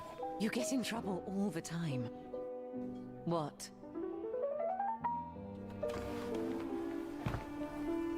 Faye Adelaide Bennett. Calvin? Will you contact a god with me? What? He wasn't gonna propose. Like, no! Doesn't look half bad. What do you think of that, guys? Yeah, it could be interesting. The prior one was good. But What I heard. I must read Barmy Fanny's comment about the previous extraction shooter game. What did Barmy Fammy say? Says the real treasure is the new wife you took from the village. Fuck. He's right. I took my own little Indio to take home. I think you should turn on the Indio. The government doesn't want you to know this, Chatfish. But you can just take Indio. They're free. No one's going to stop you. You can take one home. I have 3 chained up in my woods. Chained up in my woods? Damn, they don't get to sleep inside. They have to sleep Oh, outside. they have a cage out there. They have a fine. cage out there. It has plywood on the top. Damp and sand and rolling with boogs. We all getting Bindios, Chatfish. Let's go, says Prime Pepe. That's the spirit, chat. You can have your very own Bindio. Next up we have is another game called Dig In. I don't wanna. This cool. is this is gonna look similar to that other game we played recently, where it was like a World War I game, over the top. But this one, unlike being a third-person shooter game, if I remember, is a strategy game. World War I's ground Oh, to a I saw halt. this game. Yeah.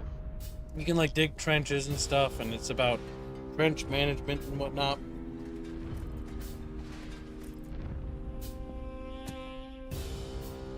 Fortify the law. Build barbed wires.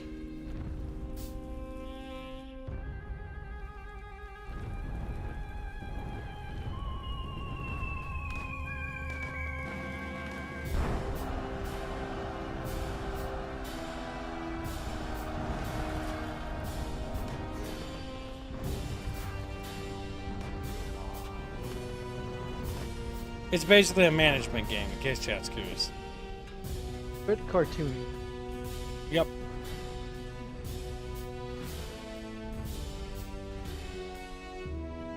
I think it's fine for French font.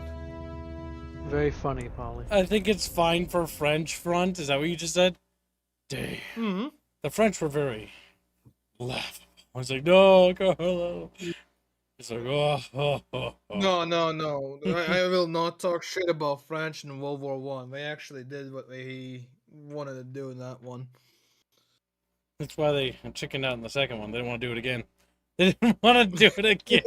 Once was enough. Once was enough. Oh, not the trenches again. I don't want to spend another decade. Let's put it in the... It makes things faster. The poor Frenchies. They had it so rough, chat. To the Eastern Front? Oh, it doesn't look like the game has Eastern Front, but you can check it out. Let's see. My turn-based... What? Go ahead. I don't think Eastern Front would work that well. So with once that I've kind got of my thing. Oh, this game. Oh, go ahead, Cuz. You were saying I something? said the Eastern Front wouldn't work that well. It wouldn't be so stagnant compared to the Western Front. There will be interesting things. There was How many tractors would be used on the front line? not that many because we didn't have tractors. That's how barbaric the lands were. Dang. Carlos mean. I like how you said "were." Dang. Flying its chains. Flying its chains. No.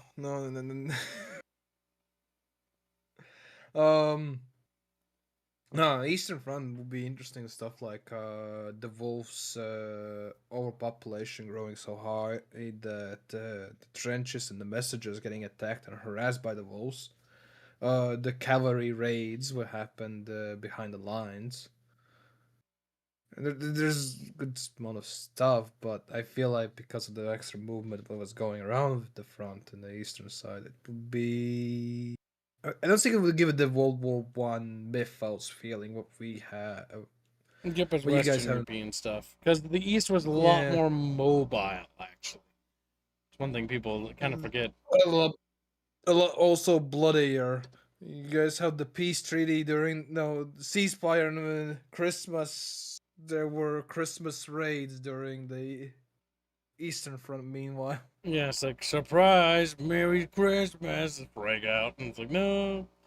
Yeah. The Eastern Front was a lot more brutal. It's funny because both wars, it's actually interesting is that the Eastern Front's always been brutal as hell, and then the Western Front's been more civil by comparison. yeah, that kind of annoyed me in the Battlefield 1 that they didn't do more Eastern Front, even though the gameplay would fit a lot more with it. They only did the In the Name of Czar expansion, that was it. Yeah, it's like the end of it. It's like the where it all ends. It's like you had so much more to play with. Yep. I also felt like Battlefield 1 kind of got... It should have gotten double the content, because I'll be real, but Battlefield 5 was not really that good. They should have just kept developing Battlefield 1 instead. No, I would be happy having extra campaigns, even though it would invoke kind of stuff. But there's some fun stories to tell. Also extra missions would be nice. Yeah, because it's honestly a war that's not explored that much. Not in media. It's one of the more forgotten things. It's not necessarily as bad as the Korean War, where it's like completely forgotten, but it's one of those cases where it's... Yeah, because Korea, nobody even remembers. Like, what? The Korean War? That happened? how bad it is that I only found out when I was like 17 about Korean War. Yep, that's why it's also synonymously known as the Forgotten. No one wants to talk about when the United States almost dropped extra nukes. Yeah, pretty much. Almost nuked China a little bit more. Like, Alright, so this is an indie game by someone named Mach Speed Intercept. So we're going to take a look at their indie game, see what it's all about. Not every day we get a fresh little indie to look at. The move's locked in. As you can see, it's pretty easy to play. You just I'm going to rewind it because we kind of skipped the beginning. So once I've got my moves locked in, as you can see, it's pretty easy to play. You just drag, and that's going to be your move. And then the enemy reveals theirs. The AI in this game does not cheat. It does the best it can.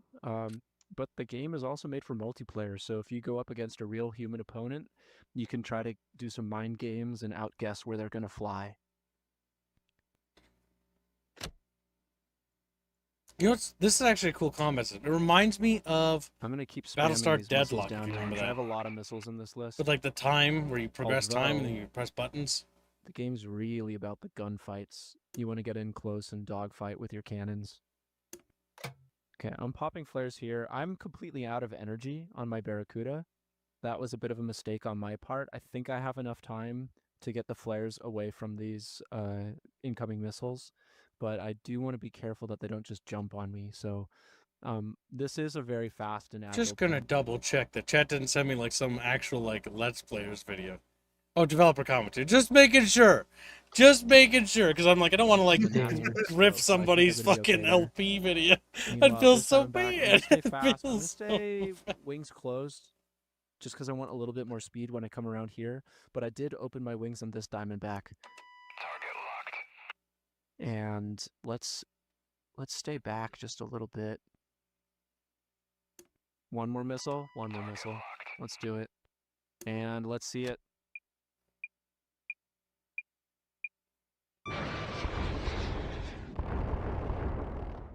Okay. There's still a lot of flares on the board. So Oh, they not do have a ton of replay button missile in the bottom damage. right. Okay. Let's replay that because a lot happened. Wow, Yeah, I'm this is just like Phantom Brigade that Kibbs hated because he said it was a movie editor game. Listen, I'm willing to give Phantom Brigade another chance. All right. The issue you have with Phantom Brigade is the UI. This is the same basic concept of gameplay, Kibbs, but the UI is different. That's the only But the difference. UI is better. Say it. Say it out loud. Not necessarily better. Bad jumper. That was not what I told you to say. That's no. Now go back just and different. say it out loud. Now, Chatfish, look at me. Look at me, okay? This is actually a pretty cute combat system. It reminds me of Battlestar Galactica Deadlock, which got delisted from Steam, which is a very similar system. It's actually kind of cute. I still need to play that game. I'm not going to watch the whole trailer, or the whole developer commentary thing. What's the game called, though, Kibbs? It's called Mach Speed, right? Mach Speed Intercept is what it's called. My little hat. Man, that's a very cute looking concept for a game. I will post this story page. That's actually probably better to look at than this. Yes, it probably is. Rabbit, nah. There's also a trailer Fuck. that chat posted. There's another game Chatfish found. It also has a playtest, Mach Speed. Oh yeah, it does have a playtest right here. I will request. Doesn't hurt. They didn't give it to me. Yep, gonna have to kill him. 0 Gonna have out to of 10. gonna have to kill him. Garbage. He's like, but yeah, that's kind of a cool concept. It's like the little plane thing. The only thing I think that needs to be tightened up a bit more, or like looked at potentially, is perhaps the visual design of the game. Not the visual, but maybe color. Maybe the game could use a little bit more color, perhaps. But that's about it. Looks pretty good. Tips could use a Pretty bit more color. Just Makes getting- him brown. Ugh. The hell is my thing? Next game. Chatfish wanted us to look at this. It's called Dead as Disco. Probably a zombie game. What the hell was there sound? It Oh, immediately makes me think of my God Hand. ears. Maybe it's a God Hand inspired game. Oh, well, goodbye ad revenue. Oh, goodbye, man. It's one of those punk games. It's got punk music. Okay, they're not zombies. He's just beating the crap out of people.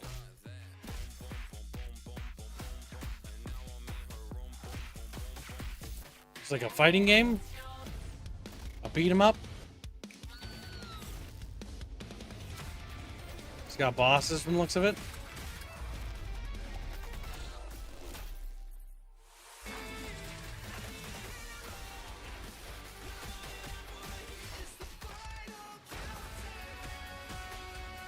How did they get the license for all this? What the heck? It's That's the neat part. Okay. They didn't. Oh my god, it's got Hatsune Miku in it? Alright. Fucking Indio is gonna buy it. Who's getting this? That is disco. Well, that's kind of interesting. I need a little bit more details on this. Do you have a Steam page? I don't think it's an actually you have to match the beat game because it didn't seem that way. I couldn't tell. Open up the Steam page. Maybe it is. I don't know. Open up the Steam page. They do have a streamer playlist. I think Indio. Of course, Indio would be talking about it already. Indio was playing this. God damn. Fucking Christ, he's so predictable. What's that? It has teal ponytails in it. While I have to play it. Fucking piece, little fucking Indio's goddamn Hatsune Miku obsession. You maximize damage if you do unbeat. Okay. Where is it? Do you know a Steam page? Oh. I guess I'll find it. I'll go find it. Fucking A. I'm gonna go find it. Dead as disco. I already found it. I clicked ignore on it. I clicked ignore on it? I didn't. Yeah. It's discounted. It's out already. It came out a couple days ago. It's overwhelmingly positive. Pretty well received. We've already seen the trailers. Let's read a bit about the Bijima game. So, every punch, kick, and combo syncs seamlessly to the soundtrack. Yeah, it is a rhythm-based fighter. That's like that other game that you guys like, chat. With the whatchamacallit, where the studio got murdered by Microsoft. Like, because it rubbed my Rush? Yes. Isn't this the same? Kinda? Fight to music. Attack dodge things. Multi-genre featuring original soundtrack. Streamer safe. We'll see about that when I end the stream. Whether I get hit with a copyright claim. Plus licensed bangers from the past and present. Licensed bangers. Alright, come on, chat. The fucking description's pretty fucking cute. Rockstar customization, collective action. Yeah. I don't think Hi-Fi Rush was like rhythm game, Gibbs. I thought it was. Confirming that. No. What? I guess I don't know Hi-Fi Rush is. Also, I thought Pioneer was being nice putting Green Branch on the Subnautica, but then he says, hey, Grange, hope you like the deep water. So I think he's threatening people. Just chucks him in the deep end. It's like, this little fish gets Look out, Chad. He's going to put you on the Subnautica too, Oh, curious. Hold up, look. What's this, Carlos? Do you see this? He's only did 1.6 hours in it. And he recommends it already? Look, who's the... Yeah, it has Hatsune Miku in it. Of course he's going to recommend it. Let's see what this little fucking piece of shite weeb says. So, now we get to bully Indio while he's sleeping unconscious somewhere. And he can't defend himself. Oh my god. So he's recommended this game. He says, very early access game, but also very fun as well. The bosses and scripted battles are super fun to play. And the fact that you can use your own custom songs to play in the arena is a huge feature. God damn. I didn't know you were so eloquent, India, when you wrote. Maybe we should make him the writer. Took me a little less than 2 hours to beat all the bosses available. But with the infinite arena mode and the content they have planned, I say I'm good with the price I paid for the game. I hope to see Steam Workshop integration in the future. Would be amazing. Let's help out this little guy right here. Let's give him a hand. Let's give him an award. Fucking fire. Yeah, that's right, Indio. Don't say I didn't ever do anything nice for you. It's my good deed for the year. Just like, what? Alright. Teasing Indio aside. Yeah, if you like those style of games, check this out. We're almost done, though. I think. Fuck, there's so much shit I have to look at. God help me. It's like my job. Dig in. We looked at that. We looked at that. Alright, so these are a couple games that are up and coming to keep an eye on. So if you don't remember this one, chat, this is one called Dust Front. It looks pretty cool. I think Carlos has seen this. I think Jump has seen it too. No, I've never seen this game at I'm all. banning. Never once. It's Kids so doesn't go over it every cute. time we start to talk about RTSs. It's my hope, chat. It's my hope. After You've seeing given the, up on Dwarf already. I've given up on Dawn of War 4 actually. I saw the Dawn of War 4 gameplay trailer, and I think my hope. I am quite tickled by the hex-based combat. I can't believe they have hex-based combat. Like I don't know what's happening anymore. No one's. Fellas, I don't know if you've seen the new Dawn of War 4 trailer, but it's a bit special. I think Carlos needs to see it. Oh god. I saw the Mechanicus trailer. Yeah. Did you look closely at it though? No. Why not? No, chat. Why didn't you look closely at it? Gibbs, you wanna destroy Carlos's hope for the future? Why? Why? Funny. You assume it relies on Dawn of War. It does. It absolutely does. Don't defend yourself. It's like, Oh wait, don't defend. I don't think chat. Someone in chat don't realize. I think you need to show it, Gibbs. Dawn of War 4 is hex-based?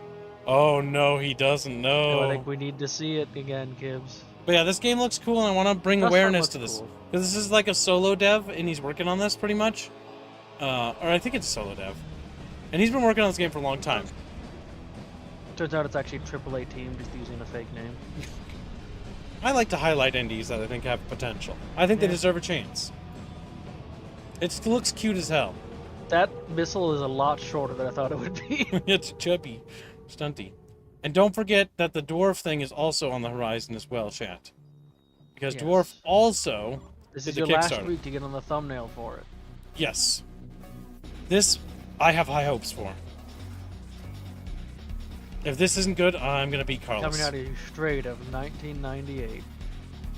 It very much feels like a 1998, 1999 RTS. But with claymation. Yeah, a little It bit. does look like claymation, the art style. It's beautiful, Carlos. You see how beautiful this is?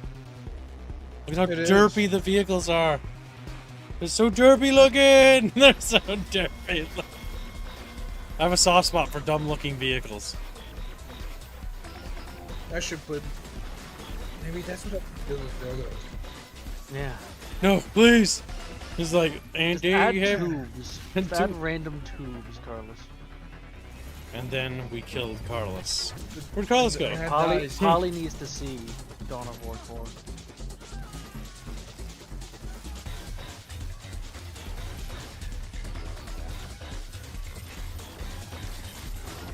Alright, for the sake of Carlos, because he needs this, and Polly, because they asked me.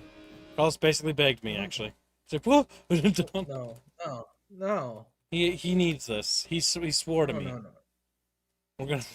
We're gonna complain about Dawn of War 4 trailer. One final. Complain. I was laughing my ass off. So, there's a couple issues with the Dawn of War 4 trailer, because actually a lot of you did miss this stream, so we'll do it again, just so that people get it. Even though you should be watching the VODs, you little goobers. But yeah, Adeptus Mechanicus. They're demoing out the Adeptus Mechanicus. Now, right off the bat, you know, it doesn't look too bad until you start looking a little closely. So, for example, if we look at units, you're going to notice here, this is going to sound like a nitpick, but you're going to see it repeat as time goes on. Notice how there's a gap set between each unit, right? See that little gap there? Now, that doesn't look like it's too big of a deal. So we're just going to keep playing it. Now, notice that that gap in distance is repeated again over here. And it's like, okay, you know, maybe that was just like that way. And now notice that that gap is the same thing. And what you're going to notice is that this gap, like when units are moving, it's like, okay, you don't really think of it like because these units are moving past each other. But if you watch this particular section of the combat trailer, something Chumpa pointed out and ruined this whole thing for me. Was it this set? No, it's not this one. It's when they do the charge thing. It's when you notice they snap. So notice how the orcs, there's these gaps here, and the kind of, it looks like they're in a hex grid. And No, units, it doesn't look like Kibbs. They are. it looks, and this could be just a conspiracy theory, but like, I hope It's this. not. There's I no hope this way is it's just the not. trailer, but like, oh my god, it. When, Yeah, alright. There's a gap again. It might be just trailer. It might be No, just no, a no, trailer. no, wait, because, wait. Okay. Because you'll see a unit charge into There's another at the the very gaps end. are They repeated hide it. here. Okay, actually, this one not here, Kibbs. This one here. Back No. up. The bottom orc group. Slow it down. And look. Okay.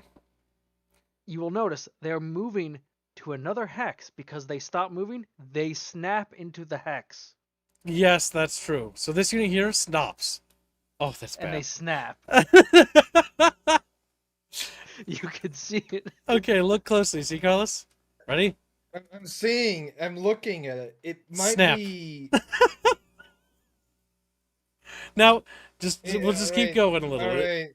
'cause- So Go ahead. Hold on. yeah, There's a worse it one. almost looks like a hex, but it's not the hex on the ground. The hex is around the unit. Yeah, maybe it is around the unit. It's not like it's actually on the ground. Yeah. So yeah, units have, it's like, little basically gaps. playing with the rules and the No, logic. I of think there is a hex on the tabletop. ground.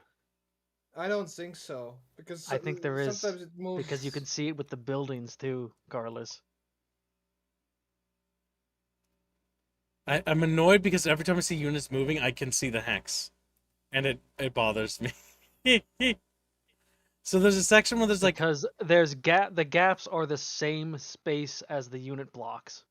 See Okay. how that the unit stopped moving up there into a hex? This also might be because it's a fucking trailer representation how it is. Entirely possible. But, I mean, it is entirely possible. It could just be a badly done trailer thing where they did this thing and they didn't think anything of it. Open up the Orcs or the Space Marine one or Necron. Well, hold on. whatever they did There's right. a scene where these guys charge into orcs, and you can see them run through the orcs and then snap into the hex the orcs are on. So watch how they charge, right? Mm-hmm. They move directly. They move. There's no unit collision when they Yeah. charge. And you they can see just them move snap into on animations top. attacking them. Yeah, I see it. Now, these are again nitpicks, and this could be The something melee that they... animations are actually pretty decent. Yeah, no, the animation work actually Yeah. is not bad. So Like, I suspect that there's like a coherency rule for the how it behaves, and it looks like a hex. It almost behaves like a hex, but I don't think it's on a map the hexes are. I think it's on the unit itself. Because we also have to show Carlos if the you allow the amazing units, scene. Keep going, Carlos. if the units basically start cluttering between each other, let's just say for presentation matter for the trailer, it will look clunky. If you have like units getting too close, where you can get stuck on each other, so better just make a huge circle around so that they don't get cluttered. Maybe it's not even a hex, but it's just a circle around them. And when a unit is basically touching each other's circles inappropriately and engaging in a melee, we just put them both together. Pew, pew. Where's the melee scene? I gotta show it to Carlos. It's my favorite part of this. It's coming up. I do appreciate how the knight doesn't come at me, bro, though. That's true. But my favorite criticism was this right here. Alright, so watch this, Carlos. This is amazing. I'm watching. You also noticed they cut away before he actually Pew. reaches. Now, hold up a second. Why did he... Hold up. Did you see that blood squirt? Now, watch him parry this attack. Yeah. I saw that. It was like... It just squirts blood and is like... But he parried it, though. I guess because the game logic wise, Here's why it still takes the damage. Struck him or something. But here's why I'm gonna also argue that and it that actually he is a hex on the bleeds map. there too. Yeah. Like he bleeds twice. Because if you notice, every unit around them, the way they're spaced, it's always like they're on a hex separate from another hex. Again, I have to look at their gameplay because it might be just Mechanicus thing. Well, the orcs are behaving by the same rules. Yeah, again, as I said, it's representation wise. That's. I'm gonna be the devil's advocate on this. Now I gotta go look at another trailer. Yeah. Yeah. Yeah. Yeah. It gets more aggressive as he goes. Yeah. That's the Spire boy. Yeah. More darker. Yeah. Yeah, you see it there too. But but there's. Did I don't understand why I would make that small circle? I'm not sure, chat. Don't OD on copium, Chatfisher. Now these orc blobs are a no. lot bigger, so it's not as. This isn't visible, earlier but yeah, footage, by the way. I'm also still seeing the hexes around the units. There's. I don't see the hexes, but I do see the coherency, the circles. Look at the around hex. them. It's not a hex. It's a hex. I think it might actually just be a circle. It is a circle. It is a circle. I do believe it exists, but I think it's a circle. At least looking at it more when it moves. Because The problem is the orcs have lots of numbers, so they're blurred, not as easy to tell. No, it's also their placement. There's sometimes not in the actual blood. Oh god, those guardsmen are so stiff. It's amazing. It's like, pew, Yeah. pew, pew. They gotta work on so- those animations. Jesus. My god, they don't even move at all! Like, there are no animations at all on them! Like, what the fuck? My toys are shooting! Oh no! But they called it a flashlight. They took it literally. See, the reason I'm doubling down on the hex is I'm not seeing any units placed parallel with each other. They're always offset slightly. There when they're were beside each the other. prior snow one. Either way, when it comes to hexes or circles, it doesn't really matter. Like, the fact that the game does it is the weird part. The building, like it's especially noticeable whenever they showed the bases. Basic structures, I believe that, but I think the map itself and how it behaves, it's not based on the hexes. It's the units themselves and structures have like circles around them. I mean, you might be right, but I don't know. Potentially. But yeah, Don't I thought it worry, was kids fun. will butt play it. It'll have a pay $100 to get 2 days early access. I sincerely friggin' hope not. I don't like when games do that. It's like, pay I don't either. It's $8 billion unbelievably cringe. to get early access to our game. Oops, I just blew up my eardrums again. Hello, Alboy. Hello. Hello, it's me Beano. It's like me Beano. Speaking of game news, I remember something. Age of Empires 4 released their DLC. Okay. There you go. Look at you. They're rebooting Star Fox also for the Artemis says 120 for early access, Kibbs. Death to Bucky. Damn. It's like, Bucky's scared! And then he just fucking falls over dead. Well, it doesn't look like the new DLC's doing terribly well. It's at mixed already. But it's only got 192. Came out a There's some day. balance. Yeah, there's some balance stuff that I heard. Let's take a look at it. Honorable Chatfish Sama. Oh no, the Japanese. Than the UA army. It's Chinese. See if this is true.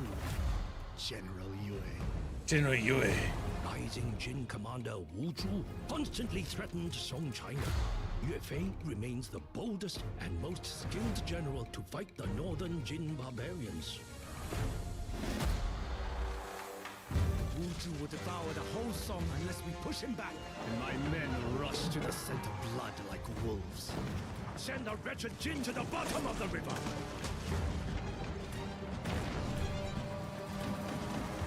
Nice. You are only delaying the inevitable, General Yue. March north and recover our mountains and rivers. Now we fight This isn't back. 3 Kingdoms. It's the Song Dynasty, I think, right? Everyone knows that China only has one period of history. God damn it. God damn it.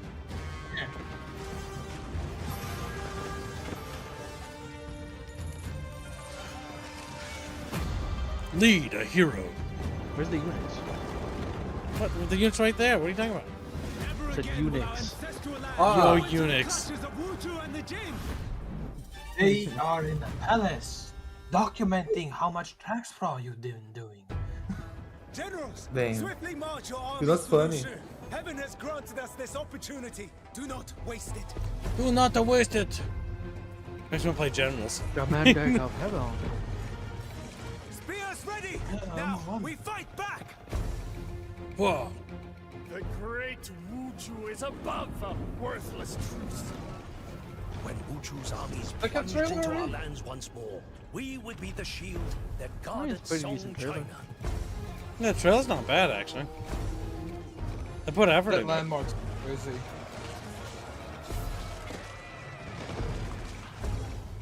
Use phased legacy.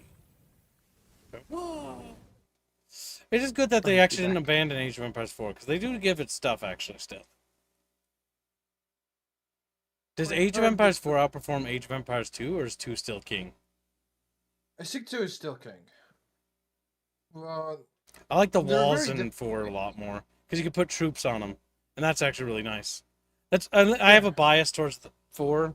I like 4 a little more, and it's entirely to do with the walls. I like the fact that you can put dudes on walls. I think that's so fucking cool. I wished you could have done that when back in AoE too, because it just makes the walls feel nice. It's like a nice little detail. Well, that's cool. They're still developing it, and they're adding more stuff, so they're adding a Chinese faction. Last time I looked at it, they added the Byzantines and the one dudes. Not the Sassanids. Not the... I'm trying to remember what was it. The Ottomans and Mali, the Byzantines was the... Yeah, it was, I think, with... Shit, I don't remember. Knights of the Cross and Rose, and then there's Dynasties of the East, and then Sultans Ascend.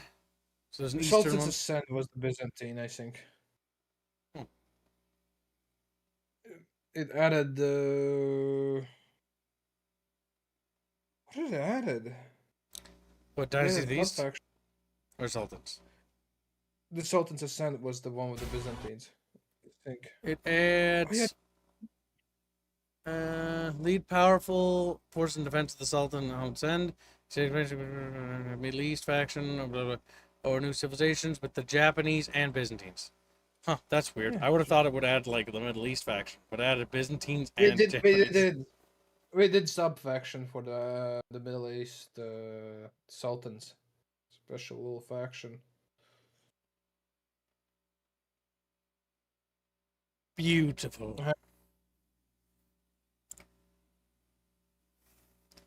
Ponzin says, after a certain amount of time. What? I don't like 4, but that is mostly because I can't complete the campaign because it keeps crashing. Keeps on crashing. Oh. A certain amount of time. What? That's a horrible experience. What? Well, I can't bug report because I don't know how to fucking do that. Normally I'm good at fixing things, but I assume, Pondo, because you're pretty wise when it comes to that stuff, you've already looked at discussions for that. Is it possible to use cheats to just skip the level? Not that that's going to make it feel any better, because that's still going to feel like potatoes. You could also try a fresh install as well. You might just have a corrupted version of the game pertains. There's an Age of Empires 4? Yeah, there is. You didn't know that? Plague? That's right, you don't play strategy games. You don't play strategy games either, so it's not surprising. I play it. I played once. Yeah, because we got you to play it. We made you play it. I'm waiting for the Hearts of Fire on My Little Pony. Yeah. Oh my god, it's terrible. Chat has never funded that. You'll be waiting for a while. You go. That's right, chat. You can start. I've never played it. You can start an Equestria War Hearts of Iron campaign playthrough with Bino and all of us. It'll be wonderful. We'll all be. Yeah. Damn. What, Bino? I thought you wanted that. Bino's like, It's one Bino of those changed things my that you want until you don't want it. Damn. Bino changed Bino's mind. Bino changed his mind. Little shit. Why would Bino do that? Yeah, why would Bino do that? Bino, want to explain why you do that? People sometimes change their minds.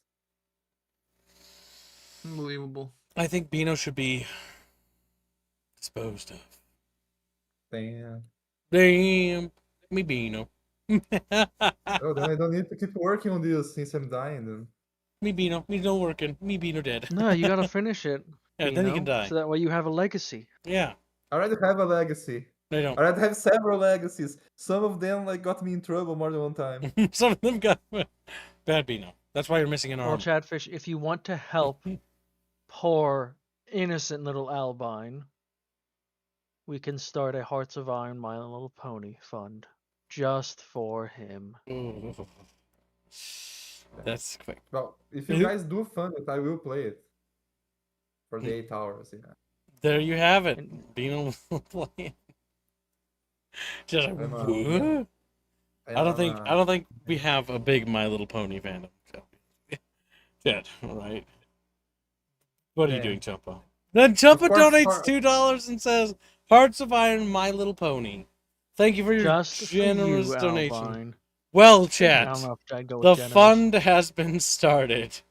Now you know what to do. Now you know. That's fucking cursed. All right, so it is time for us to move on to the next thing to stream, as we have a long day ahead of ourselves, as I can tell.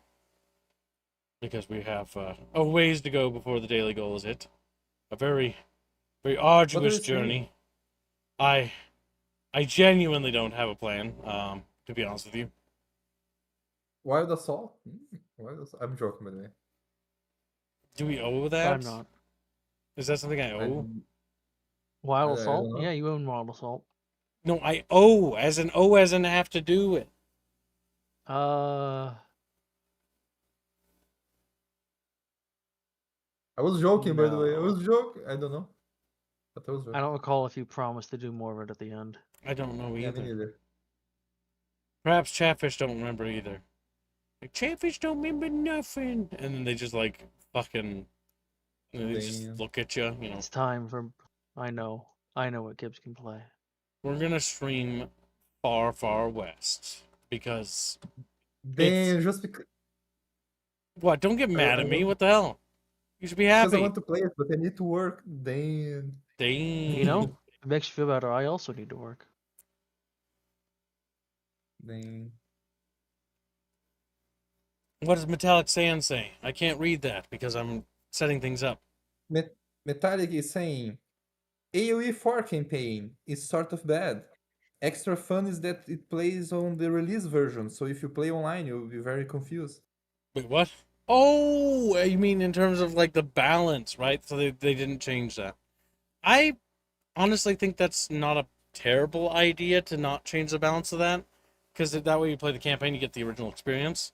But the campaign also acts as a tutorial, and that is also something that happened with StarCraft, I believe, as well. Because StarCraft 2 does that, where it's like, this is how this faction works, and then you play the retail multiplayer, and like, what? Like, it doesn't work that way. It's like, well, you know, it is what it is.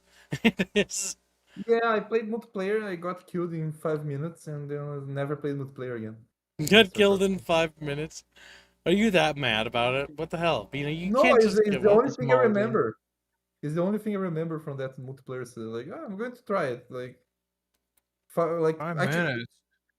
Yeah, like I was trying to remember which buttons to build stuff, and I saw a little jetpack dude appear, right? And he started like flame throwing my shit or some shit like that. Flame throwing my shit. And then like after a while, like I didn't know how to combat it because like I didn't have anyone to try to kill him. And I was trying to build the machines to make like the little soldiers dudes, right? And like after a while, and he was destroying the machines I was building. So after a while, like another jetpack dude appeared, and another, and then like, okay, this is over, and it was over. It was like 5 of them. They killed me. This is over. Beto, you didn't even like try. You like did a game, didn't know how to play, and then gave up. You do realize that, right? Like you do understand. Yeah, no, but I did, but I didn't try it like first time. I went on it after I played the campaign. And, campaign? Yeah. Did you beat the campaign? Yeah. On what difficulty? I have no idea. Probably normal. Probably easy. Liar. No, I no. Normal. Games or no games. Wow, Chatfish. I can't believe that some of you would support. Actually, you know what? I'm kind of moved. 34% of Chatfish would support Kibbs if I worked with Anita Sarkeesian. You know what? That's kind of heartwarming that even at my lowest, you'll be there for me. Well, 66 of you will roast me on a stick. You can take a little percentage of that because I clicked support key before I read the thing. Damn. I was like, yeah, support key. And then I read, Let Kib die. Let Kib die. All right, chat. Perhaps. We're gonna raid into the next stream. We're gonna start very soon. We're gonna start pretty much right away, and we'll see you. I voted kill. Robin, you work for me. You can't do that. I voted kill. My entire dev team. I mean, to be fair, I think Robin would kill me. Robin, you'd be okay. No, we can't end the stream while Robin's here. Robin, you'd probably be upset if I brought Anita Sarkeesian on for consultation. Well, I would be upset. Like, how the hell did you get the money for that? Yeah, I know, right? Like, where have you been holding out on us, Kib? Yeah, Money like, bags he's over like, there. And then Kib shows that, like, actually I am uber mega rich. I always was. Wait, what about the apartment? I hired some hobo living on the street to take the pictures of like his shack, and that's what I sent you guys. Actually, I live in a mansion. It's like damn, it's like damn. Then you take off the voice changer. You were Mr. Beast all along. It's like god damn. Mr. Keast. Well, the Don't more you worry, know. Chad. He's not Mr. Beast. Don't worry. He's not living in the mansion. You can't cancel Kib yet. Yeah, he's been here. Seen He's seen my little hovel. He's seen this humble he little lives in a Kib. hole. He Little lives in a Kib. hole, in the middle of a cave. Oh, it's not that bad. It was like it's not amazing, but it's not bad. It's I just realized. not- When are you going to visit me, my dude? Yeah, Coach, when are you gonna visit Bino? That's asking too. That's asking a lot, man. You know you live in Brazil, right? Damn. That's the spirit Bino. Good. No one wants to visit me. All right, chat. If you enjoyed the stream, drop a like. If you didn't, well, you know, there's the other button for that. We'll see you in the next stream. Thank you for your generous donations, and see you shortly, chat. Goodbye.